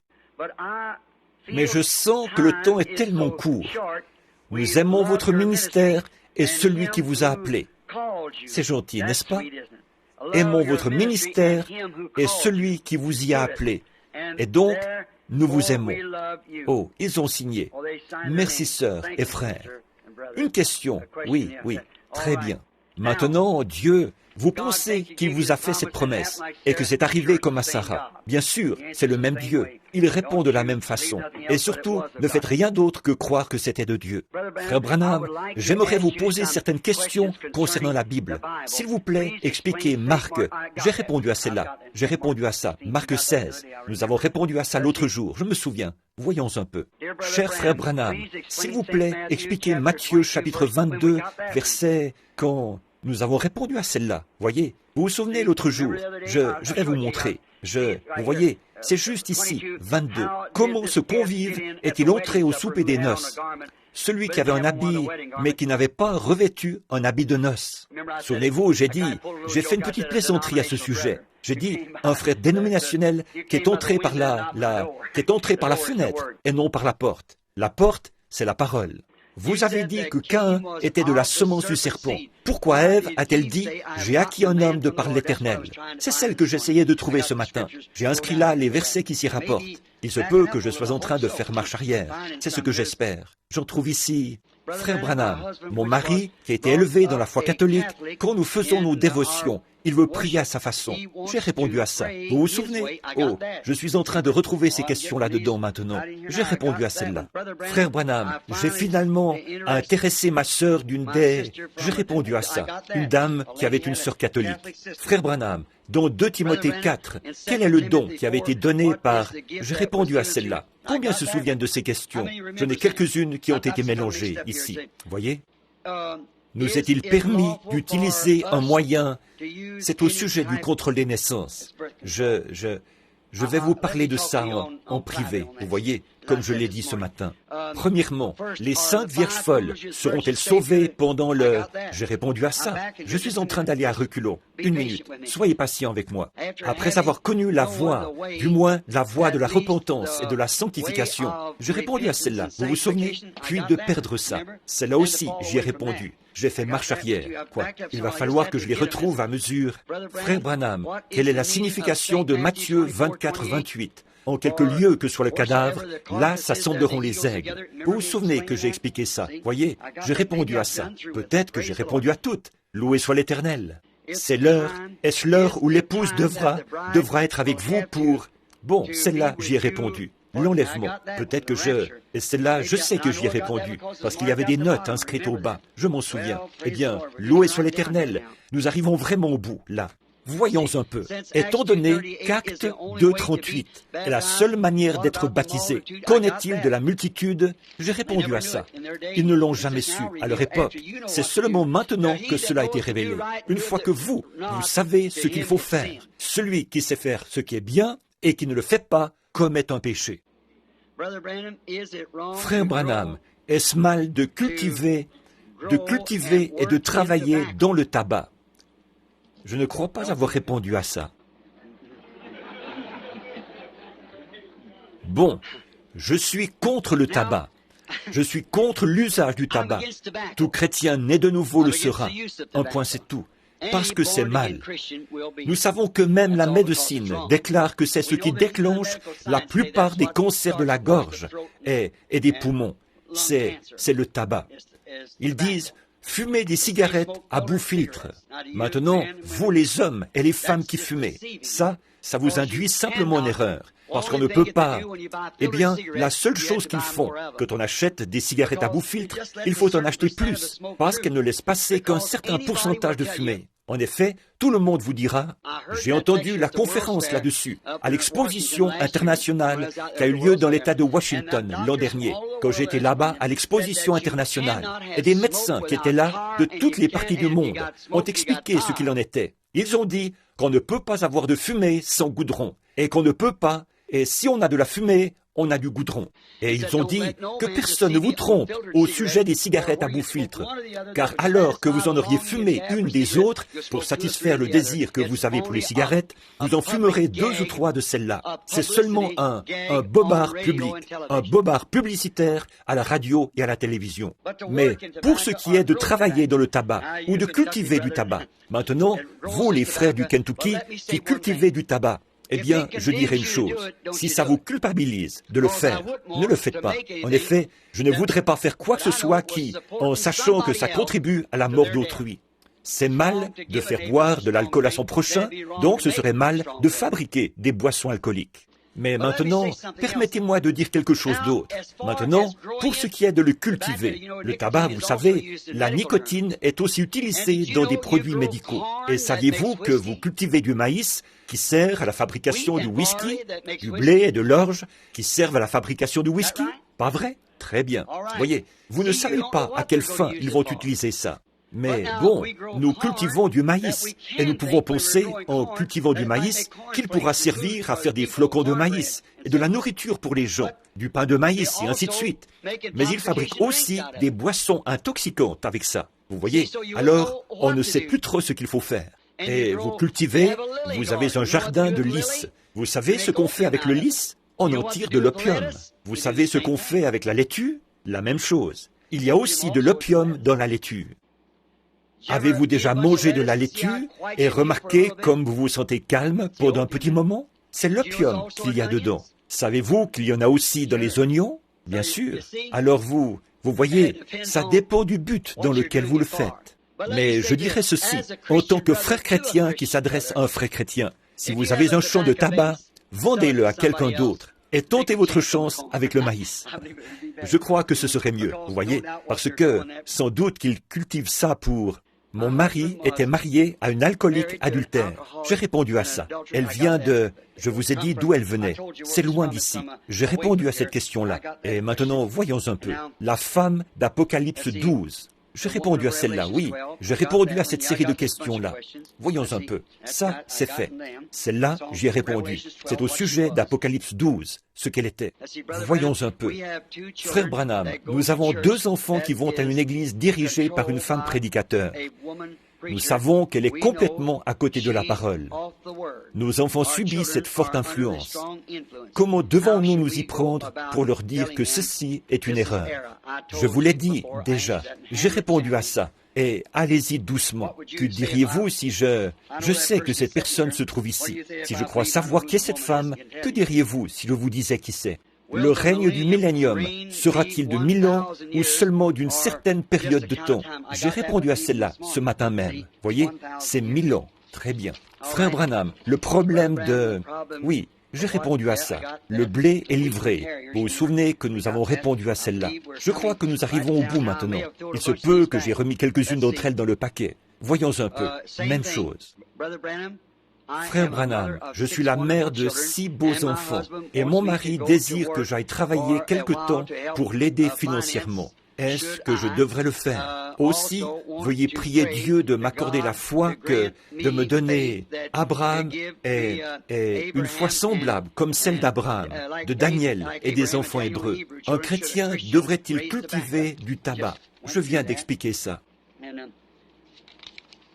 Brother Branham, is it wrong for a woman to shave her legs? Am I seeing that? Et, frère Branham, est-ce mal pour une femme de se raser les jambes? Est-ce que j'ai bien vu? Est-ce que c'est bien ça qui est dit là? Je n'arrive pas à... Je ne sais pas. Je vous laisse le soin de décider. Est-ce qu'aujourd'hui, la limitation de la famille, c'est mal?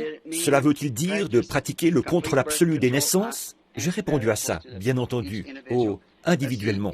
Voyons un peu. Si une femme qui est dans le péché obtient un divorce, se remarie et... J'ai répondu à ça. Vous vous souvenez, j'ai dit, laissez les cas de divorce jusqu'à ce que... J'ai une amie que j'aime beaucoup. Elle a reçu des bandes et des lettres dont je crois que ne lui ai jamais parlé. Au fond, je pense que j'ai peur de la détruire et de perdre son amitié. Que dois-je faire? Parlez-lui avec amour. Je crois que j'ai répondu à ça, mais n'essayez pas d'imposer quelque chose à qui que ce soit. Soyez salés, c'est tout. Ils auront envie d'être comme vous. Frères et sœurs, je crois que j'ai répondu à ces questions. Frère Branham, s'il vous plaît, expliquez ce qu'il en est des 5 vierges folles. Je sais que j'ai répondu à celle-là. C'est écrit sur du papier rouge. Je crois que nous j'ai répondu à celle-là. Je crois que j'ai répondu à toutes ces questions. Loué soit l'Éternel. Excuse me just a minute. Voyons un peu. Excusez-moi une petite minute. Cher prophète de Dear Dieu, prophet of God, Marc 16, Saint 18. Mark 16, 18, La partie de l'imposition des mains aux malades. Je I'm vis around au milieu snake de handlers. manipulateurs de What serpents. about it? Qu'en est-il? Eh bien, c'est une bonne question. Si vous vivez au milieu de manipulateurs de serpents et qu'ils disent que Marc 16, certainement, je crois que ce que la Bible dit, c'est exactement ça qu'elle veut dire. Je crois que si nous essayons de tenter le Seigneur dans quelque chose, nous allons récolter. Mais je ne pense pas que Dieu veut dire que vous devez m'apporter une bouteille d'arsenic pour voir si je peux la boire, pour vous prouver que j'ai la foi. Pas plus que je crois que ce serait bien pour vous de m'apporter un serpent pour que je le saisisse, afin de vous montrer que j'ai la foi pour vaincre son venin. Je ne crois pas que ce soit ça. Par contre, oui, je crois que si j'étais dans l'eau en train de baptiser des gens, ou d'œuvrer pour le Seigneur, ou là-bas dans la jungle, et qu'un serpent me morde, je continuerais tout simplement à marcher au nom du Seigneur. Voyez, je crois que c'est ce que ça voulait dire. Maintenant, si vous devez saisir, vous voyez, ce que vous faites avec ça, chère personne, qui que vous soyez, souvenez-vous de ceci. Voyez, observez ce qui s'est fait dans la Bible à ce sujet. Pas plus que je crois que si vous essayez de dire « gloire, gloire, gloire », ne tentez pas Dieu pour arriver à parler en langue. Laissez simplement l'Esprit parler à travers vous. Voyez? Maintenant, je ne crois pas qu'on doive tenter Dieu ou forcer quoi que ce soit. Tout comme je le disais tout à l'heure, quand l'Esprit, nous nous attendons à l'Esprit, c'est lui qui agit. Maintenant, observez, Paul ramassait des broussailles sur l'île de Crète, je crois. Il était lié de chaînes. Et un serpent, peut-être un mamba, c'est une morsure mortelle. Il aurait dû tomber raide mort. Je ne connais pas d'autre serpent qui vous tuera aussi vite que ça. Il n'y a que le mamba.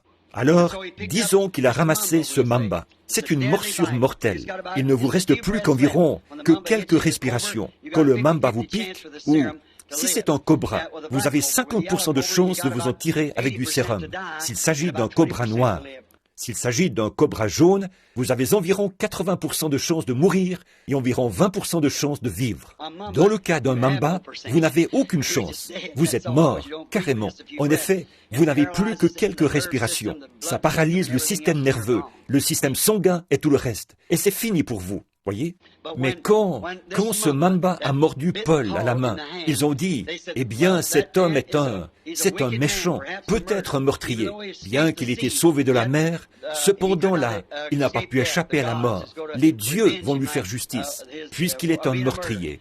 Paul, en voyant ce serpent suspendu à sa main, il l'a simplement secoué. Il n'était pas tout excité. « Oh Seigneur, aide-moi à faire ça !» Non, il l'a regardé. Il l'a secoué dans le feu et il a continué à ramasser des broussailles comme si de rien n'était. Ils ont dit, il va mourir à l'instant, parce que quand ce serpent vous mord, c'est fini. Le temps s'écoulait. Au bout d'un moment, Paul n'avait pas enflé. Il n'était pas mort. Il n'avait ressenti aucun effet. Ils ont changé d'avis. Ils ont dit, c'est un Dieu qui est descendu, sous la forme d'un homme. Voyez? Il n'a jamais dit, amenez-moi ce serpent. Mais le serpent l'a mordu. Il n'a jamais tenté Dieu. Mais il a eu la foi en Dieu pour vaincre la morsure du serpent. Vous voyez ce que je veux dire? Donc, qui que vous soyez, vous qui êtes parmi des manipulateurs de serpents, or, si eux, ils veulent manipuler des serpents, ça les regarde. Voyez? Moi, je ne vois pas ça du même œil. Bon, vous dites, eh bien, ces gens-là ont la foi. Je ne dis pas qu'ils n'ont pas la foi. Ils se brûlent avec un chalumeau à acétylène et des choses du genre. Mais vous voyez, ce ne sont quand même pas des preuves que ce soit de Dieu. J'ai vu des Indiens marcher sur un tapis de feu de 1 mètre de large et d'environ 40 mètres de long. Et on a tissé le feu avec des feuilles jusqu'à ce qu'il soit chauffé à blanc. Ce n'étaient pas des hommes extraordinaires, mais de simples fermiers. Ils enlevaient leurs chaussures. Ils prenaient des petits...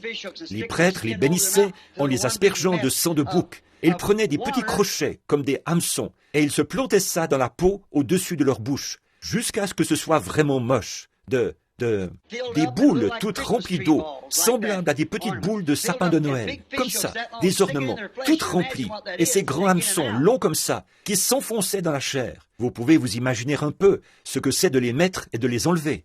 Et ils se tenaient là et marchaient sur ce feu vif, en le traversant jusqu'au bout. Et c'était bien chauffé à blanc, plus que rouge, chauffé à blanc. Ils traversaient tout ce feu, faisaient demi-tour et refaisaient ce chemin à l'envers, sans avoir la moindre brûlure aux pieds. Et ils ne croient même pas en notre Dieu. Leur culte, c'est le culte des démons. Voyez, donc ça ne veut rien dire, ça. Restez simplement éloignés. Soyez simplement un chrétien très gentil, très humble. Menez la vie qu'il faut, et Dieu s'occupera du reste. Frère Branham, que vont prêcher les prédicateurs qui ne font pas partie de l'épouse? Ceux qui prêchent en ce moment le Saint-Esprit, le baptême d'eau et le salut, que prêcheront-ils s'ils ne font pas partie de l'épouse? Eh bien, vous savez ce qui va probablement arriver. Je dis ceci maintenant, je ne peux pas le prouver, mais ils vont simplement continuer à prêcher comme ils le font maintenant. Et les gens vont continuer en pensant qu'ils reçoivent le salut, mais l'épouse sera déjà partie. Est-ce bien, selon la parole, de pratiquer le contrôle des naissances? Je vous ai dit que je répondrai à ça en privé. Vous qui avez ces questions, venez me voir en privé. Cher frère Branham, nous avons un enseignant dont vous savez que l'Écriture dit... Oui, j'ai répondu à ça. Une minute, là. Frère Branham, à un moment donné, nous avons inscrit notre nom sur le registre d'une certaine... Oui, j'ai répondu à ça. C'est pour savoir s'ils ont fait une erreur en retirant leur nom. Approuveriez-vous le contrôle des naissances? Non, je ne peux pas l'approuver. Non, monsieur, voyez, est-ce que le septième ange, tel que mentionné dans Apocalypse 10, est la même personne que l'Élie de Malachie 4? Est-ce que j'ai répondu à ça? Il me semble que je n'y ai pas répondu. Oui, c'est la même personne. Apocalypse 10 est le message du septième ange, le septième ange, messager du septième âge de l'Église, qui est Malachie 4. Est-ce que le contrôle des naissances? J'en ai beaucoup là-dessus. Je les ai simplement remises derrière. Je ne voulais pas répondre à ça. J'aimerais mieux vous voir en privé. Où trouvons-nous que Noé a prêché pendant 120 ans et qu'il a construit l'arche en 120 ans? Est-ce que j'ai répondu à ça? Une génération où le temps alloué sur terre à l'homme était de 120 ans, période que Noé a prise pour construire l'arche, laquelle période était considérée comme une génération en ce temps-là. 120 années était le temps alloué à l'homme. Et il a prêché, par conséquent, Genèse 6:3, il a prêché à cette génération. Donc, 120 ans. C'est ce que Noé a fait. Très bien. Voyons un peu maintenant. Dans Malachie 4, cet Élie doit ramener le cœur des pères à leurs enfants, puis le cœur des enfants à leurs pères. Est-ce la même personne? Oui, c'est la même personne. Très bien. Oh, attendez une minute. Non, pardon, excusez-moi. Juste, vous voyez comme le Saint-Esprit a saisi ça pour moi? Non, je pensais qu'il était dit que, voyez, ce dont il s'agissait dans Malachie 3, là, j'envoie mon messager devant ma face. C'était Élie. Dans Malachie 4, voilà qu'il est dit, voici, j'envoie Élie. Dans Malachie 3, il devait amener un messager, envoyé devant la face du Seigneur Jésus. Et c'était Jean. Combien comprennent ça?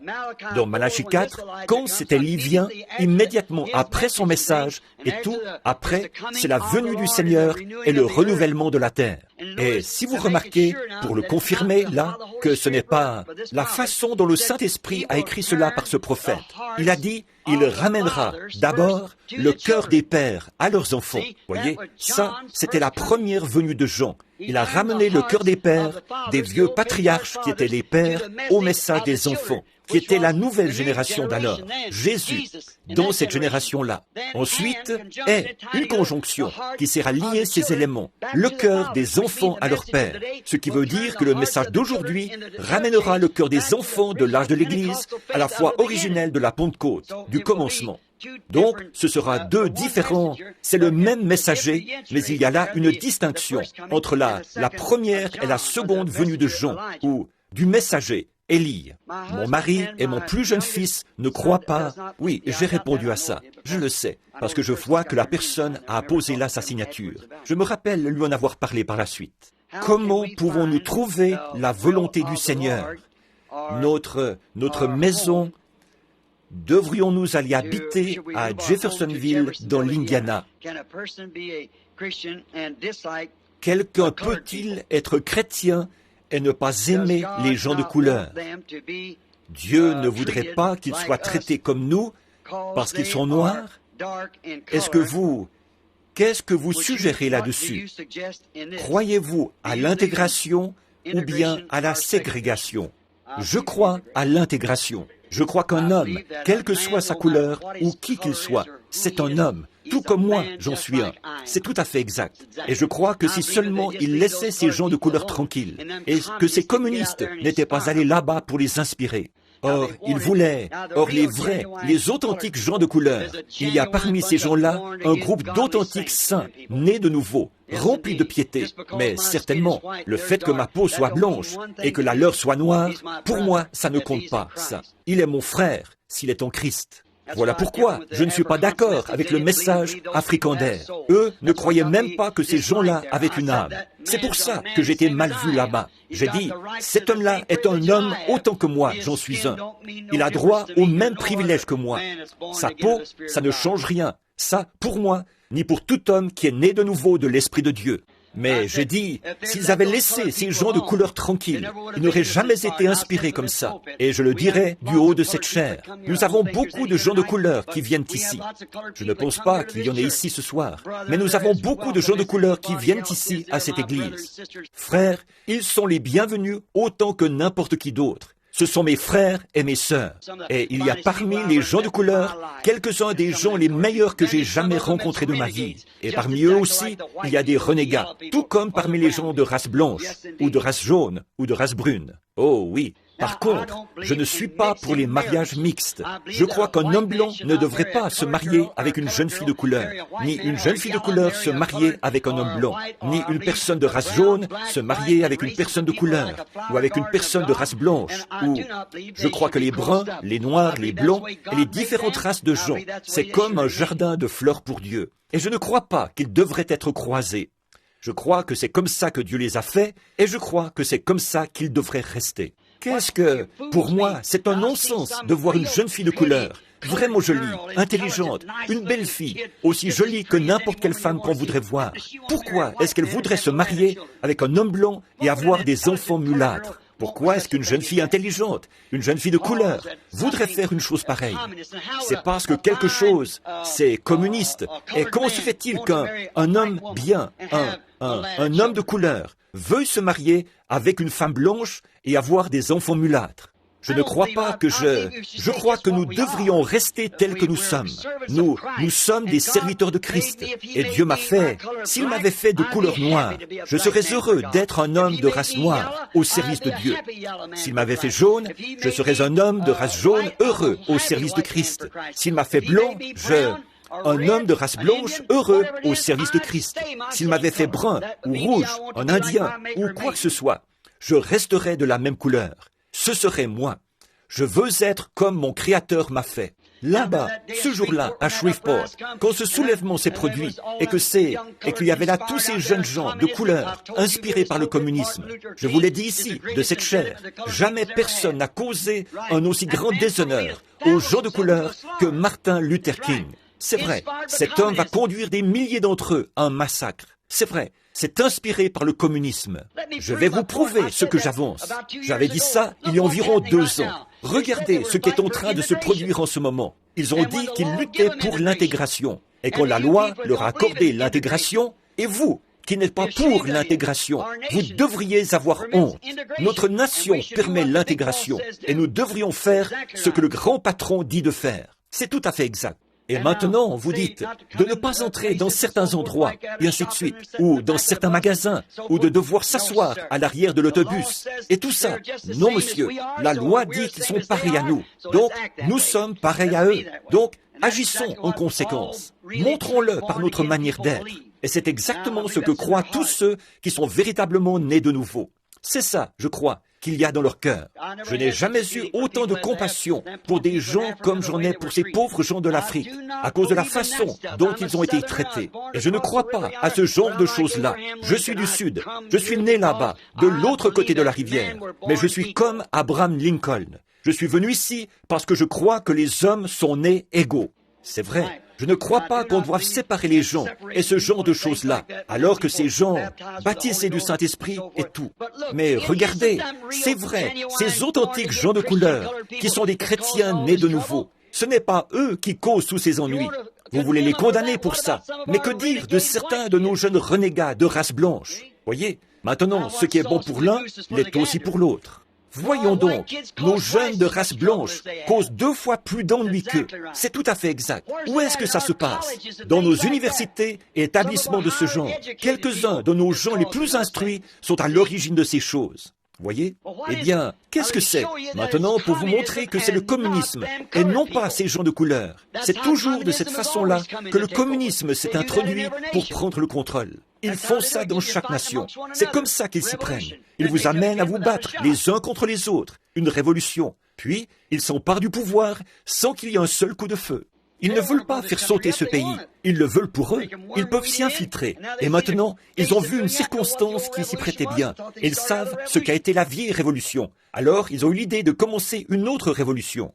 Pour vous prouver que ce que j'avance, c'est bien évident. Après qu'ils ont eu l'intégration, maintenant ils l'ont par des moyens légaux, légalement. Maintenant, ils causent plus d'ennuis qu'ils en ont causé au départ. Voyez, ça montre que c'est le communisme, et non pas ces précieuses âmes qui sont nées de l'Esprit de Dieu. Est-ce que nous pouvons encore brûler d'ardeur et prêcher l'Évangile? Ou est-ce que ce temps est terminé? Non, continuez à prêcher de toutes vos forces. Frères, ne lâchez pas, je vous donne mon appui. Frère Branham, quand vous avez prophétisé de ne pas manger d'œufs, de ne pas vivre dans la vallée, était-ce une prophétie juste pour vous ou pour l'Assemblée?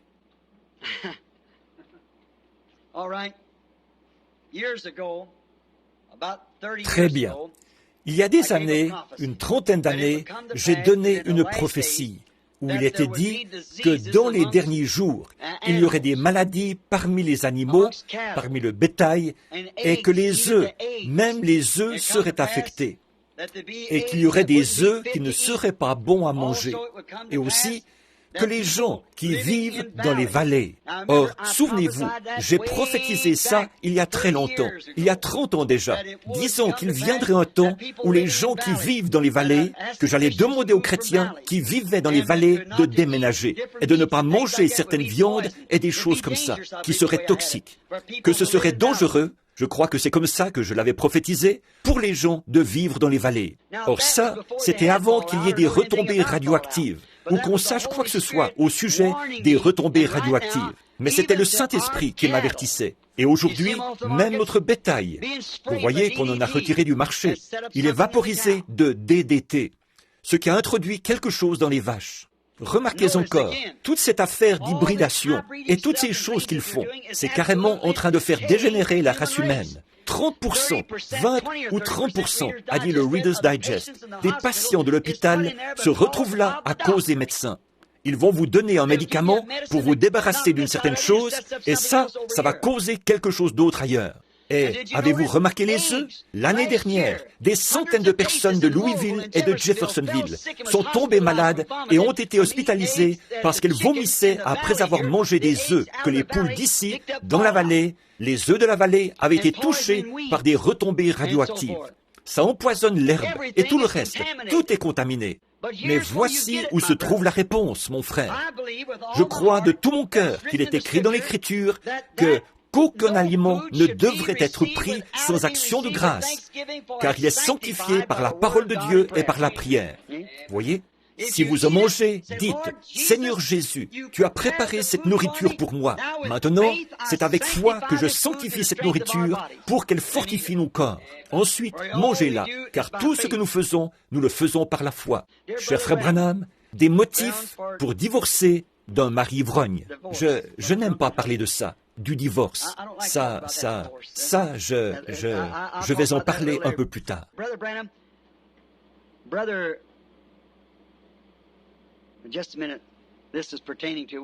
Frère Branham, frère, une minute. Ceci concerne l'un des ministres d'ici. Je vais la lire d'abord. Une minute. Eh bien, je vais vous dire, je vais la lire quand même. Frère Branham, Frère Neville m'a dit par prophétie que, ainsi dit le Seigneur, je recevrai le Saint-Esprit. Alors qu'il m'a dit, avec cette assurance, que je recevrai le Saint-Esprit, je n'ai pas encore reçu le Saint-Esprit. Devrais-je continuer? Mais bien sûr, faites ça. Continuez à croire. Remarquez, j'étais chez Frère Wood hier, au moment où on a reçu un appel téléphonique d'un homme qui est dans un fauteuil roulant, qui était venu ici avec un fardeau pour un frère ou pour quelqu'un qui était alcoolique, qui avait été chez les alcooliques anonymes, qui avait reçu des piqûres à l'hôpital et tout. Et Frère Neville, soit par un parler en langue ou autre, il a donné une prophétie à cette personne. Il a donné la prophétie qu'il arriverait quelque chose de bien à cet homme, dans les quelques jours qui allaient suivre, ou quelque chose comme ça. Et l'homme a téléphoné pour dire que cet homme, depuis 68 jours maintenant qu'il a quitté l'hôpital, il n'a pas pris un seul verre, ni aucun médicament pour l'empêcher de boire, ni rien. Et la chose que Frère Neville avait dite par prophétie s'est accomplie.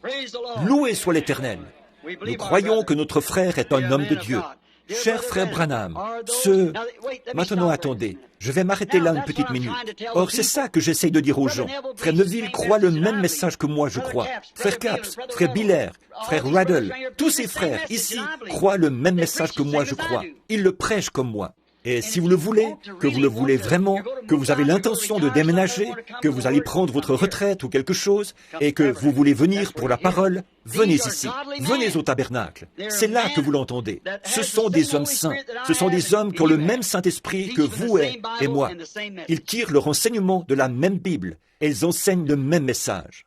Cher frère Branham, ceux qui parlent en langue, sont-ils le reste? Oui, j'ai répondu à ça. Oui, j'ai répondu à ça. Naître en parlant en langue. Frère Branham, votre prédication sur le baptême du Saint-Esprit, est-ce que le baptême au nom de Jésus? Oui, j'ai répondu à ça.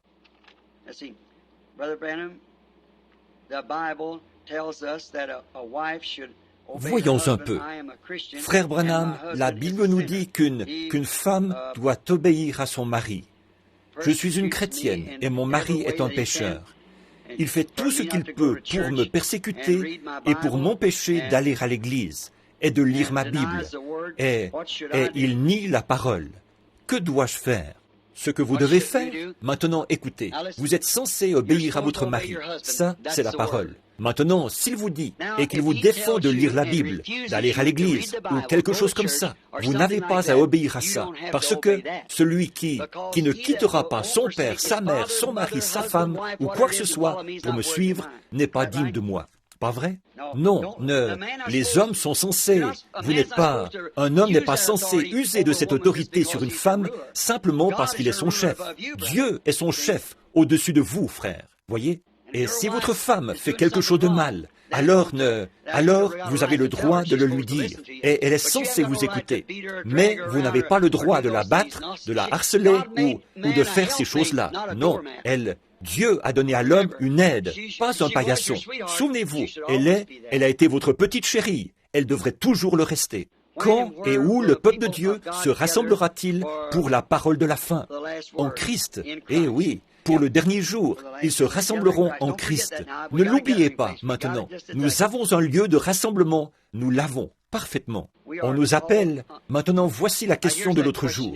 On nous appelle des oiseaux impurs parce que nous allons à l'église de Junior Jackson.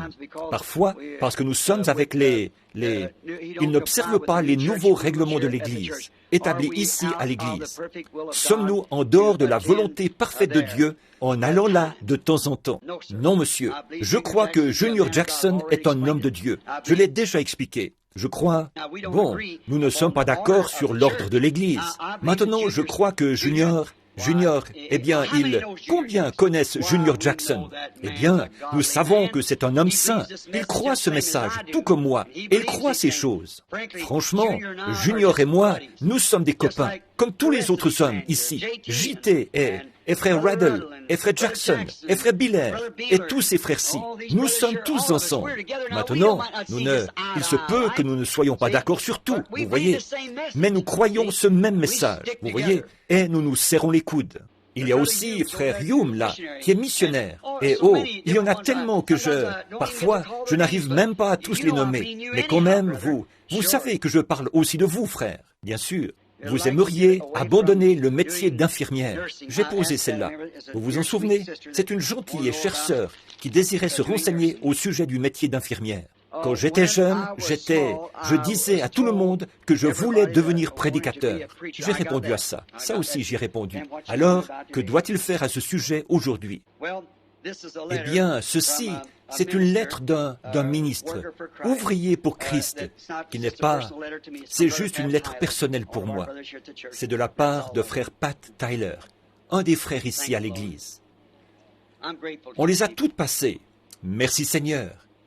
Je vous suis reconnaissant, à vous ici. Je... Ne sommes qu'un dans la joie et les pleurs. Je me demande si Sir Wilson est toujours dans le bâtiment. Je l'ai vu ici. Vous savez ce que je faisais tout à l'heure, Sir Wilson? Je regardais les photos du jour où nous avons posé la pierre angulaire. Je regardais la photo et j'ai vu Hope et moi avant notre mariage. Je ne savais même pas que... Je me rappelle avoir vu une photo prise après l'un de mes combats où j'avais remporté un championnat. Je regardais ma photo l'autre soir, prise du temps où j'étais garde-chasse, ici dans l'État de l'Indiana. Et je pense à l'église. Vous savez, je pense qu'il me reste ici ce soir peut-être pas plus d'une personne de ce groupe. Combien sont ici de ceux qui étaient à l'époque où nous avons posé la pierre angulaire, là, au commencement? Levez la main. Mon frère et Sir Wilson, je veux vous demander quelque chose à tous les deux. Vous souvenez-vous comment nous avons tous commencé? Vous souvenez-vous du vieux sol, quand il était plein de boue? Nous avions de vieilles fenêtres qui branlaient. Nous avions 80 cents pour démarrer ça. C'était plein de mauvaises herbes. Et tout ceci, c'était comme de la forêt, ici derrière nous, quand nous l'avons construit, le tabernacle. Regardez tous ceux d'entre nous qui ont fait leurs vœux et qui ont défilé ici devant l'autel. Nous les avons vus venir et partir, l'un après l'autre. Avez-vous remarqué ceux qui sont restés avec le message, comment ils sont partis? Maintenant, pensez à ceux qui ont abandonné le message, comment eux sont partis. Pensez-y.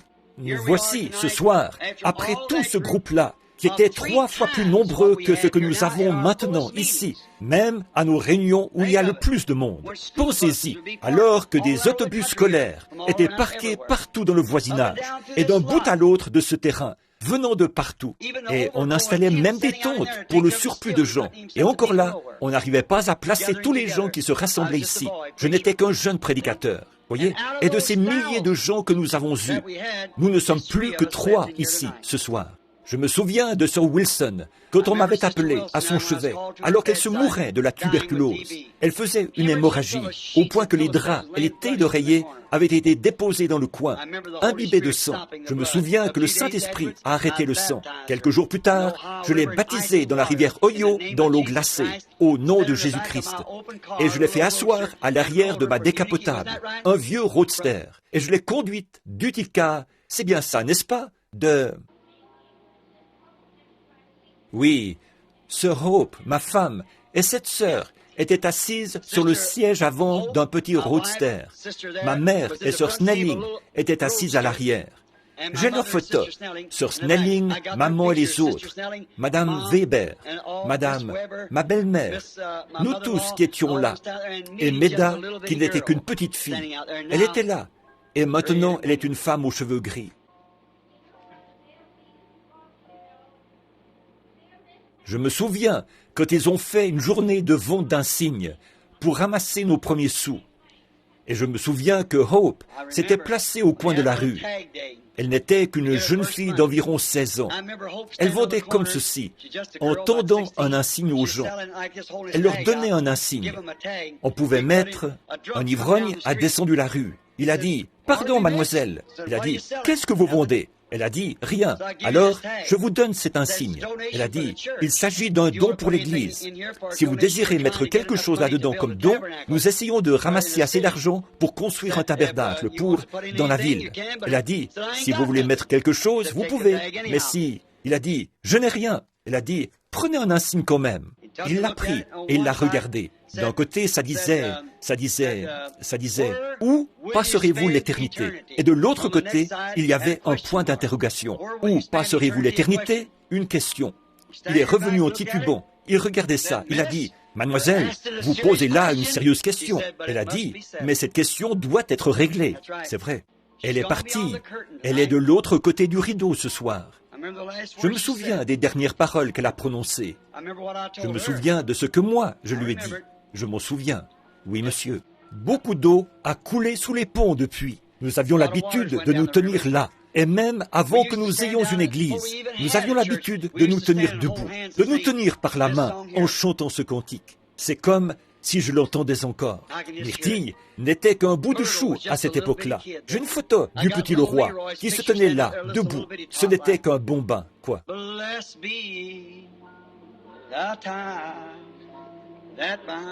Béni soit le lien qui nous unit en Christ.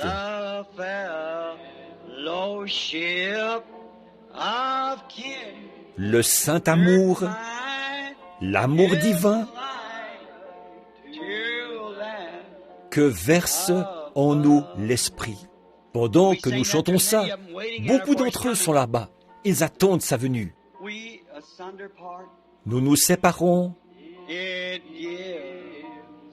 Cela nous remplit de tristesse. Vous aimez-vous les uns les autres à ce point-là? Mais nos cœurs seront toujours unis dans l'espoir de nous revoir. Frère Freeman, vous, c'était tout près de cette époque-là, n'est-ce pas? Je pensais à ça. Je vous ai connu que nous allions chez Frère Roy. Vous vous souvenez des Hadcock? J'ai celle de Kenneth. Comment s'appelait sa sœur? J'ai leur photo.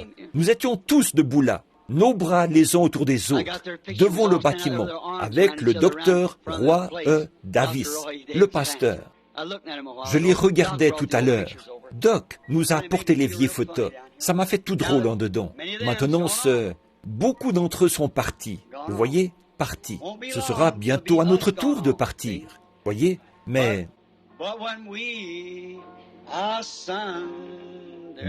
quand nous nous séparons,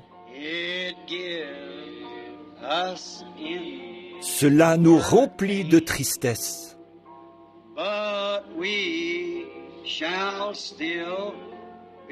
Mais nos cœurs seront toujours unis dans l'espoir de nous revoir.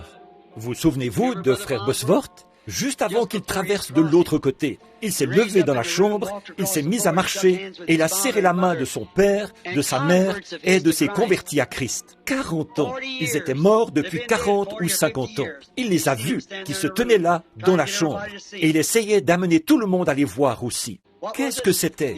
Ce vieil homme était en train d'entrer dans ce pays où je me suis trouvé le matin où j'ai eu cette vision. C'est vrai. Je les ai vus là-bas. Ils étaient redevenus jeunes. Nos cœurs sont toujours unis. Nous espérons nous revoir. C'est vrai. Que Dieu vous bénisse. Je viens de regarder au fond de la salle. Je parlais de mes amis de couleur et j'aperçois frère et sœur Nash qui sont assis là-bas. Je ne savais pas que vous étiez là. Je viens juste de regarder au fond. Ils sont tout au fond. Et cet autre frère qui est assis ici. Est-ce le frère qui me manifeste à haute voix son appréciation là-bas, au fond, de temps en temps, qui est assis ici? Son nom m'échappe. Frère Wood m'a dit qu'il causait avec lui et qu'il lui a dit, « Vous savez quoi?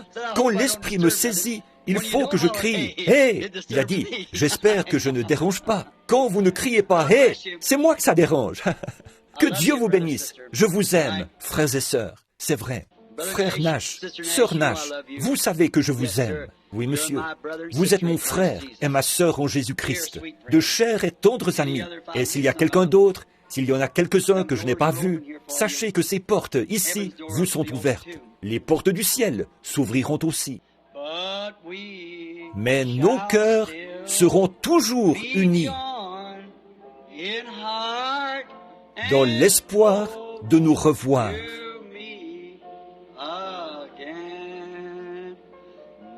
Ma foi regarde à toi maintenant. Chantons-le. Chantons encore une fois. C'est maintenant l'heure de rentrer à la maison.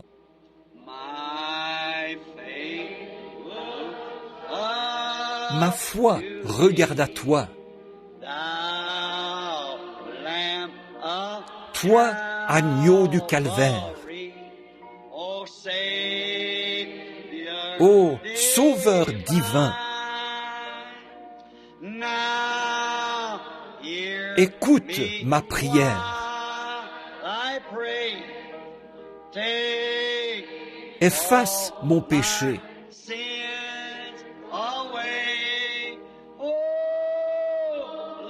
Que je sois dès ce jour entier à toi.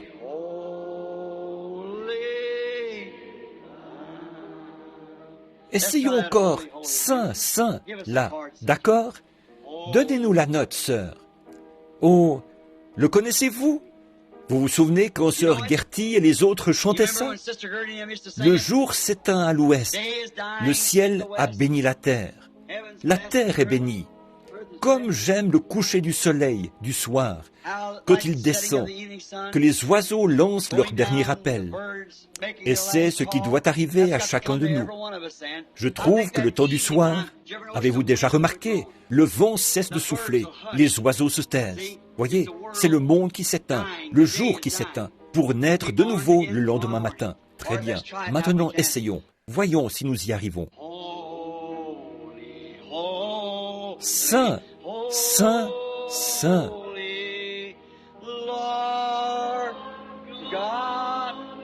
Dieu très puissant. Lis, monte ici une minute. Je crois que je ne le connais pas sur cet air-là. Je vais essayer sans musique. Voyez, voyons si nous pouvons y arriver. Maintenant, je sais, il se peut que je ne le chante pas comme il faut. Voyez, aidez-moi là. Chacun de vous maintenant. Saint, saint, saint.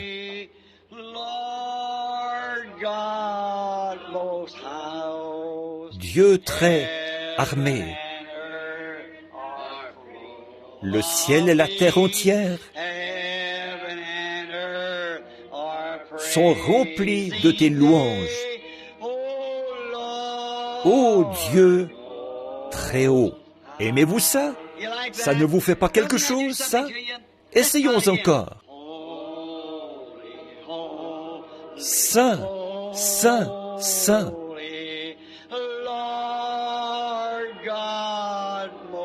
Dieu très haut.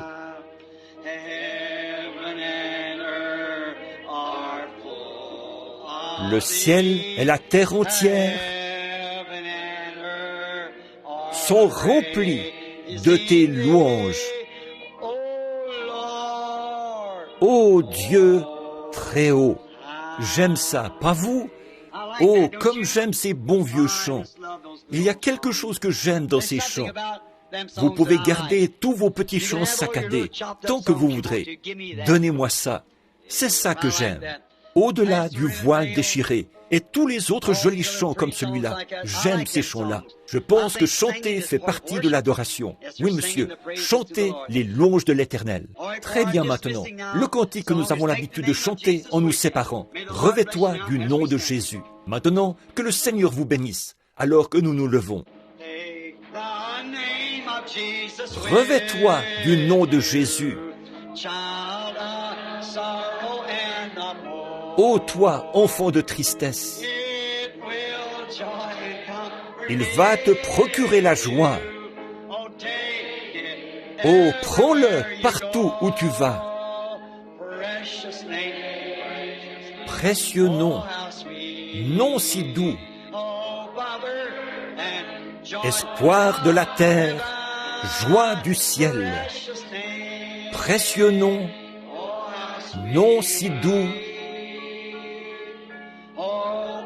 espoir de la terre, joie du ciel. Maintenant, voici le couplet que j'aime, et c'est un avertissement pour chacun de vous. Là, qu'est-ce qu'il faut faire? Revêt-toi du nom de Jésus, comme d'un bouclier puissant. Écoutez, quand les tentations surviennent, que devez-vous faire? Murmure simplement son nom en priant. Précieux nom, nom si doux,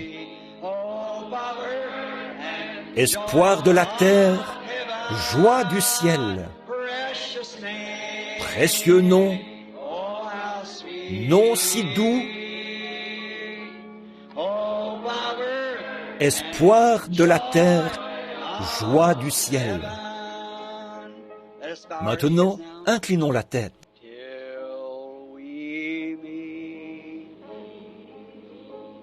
Jusqu'à ce que nous nous revoyions.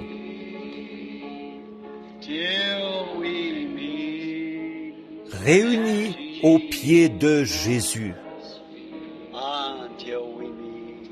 Jusqu'à ce que nous nous revoyions.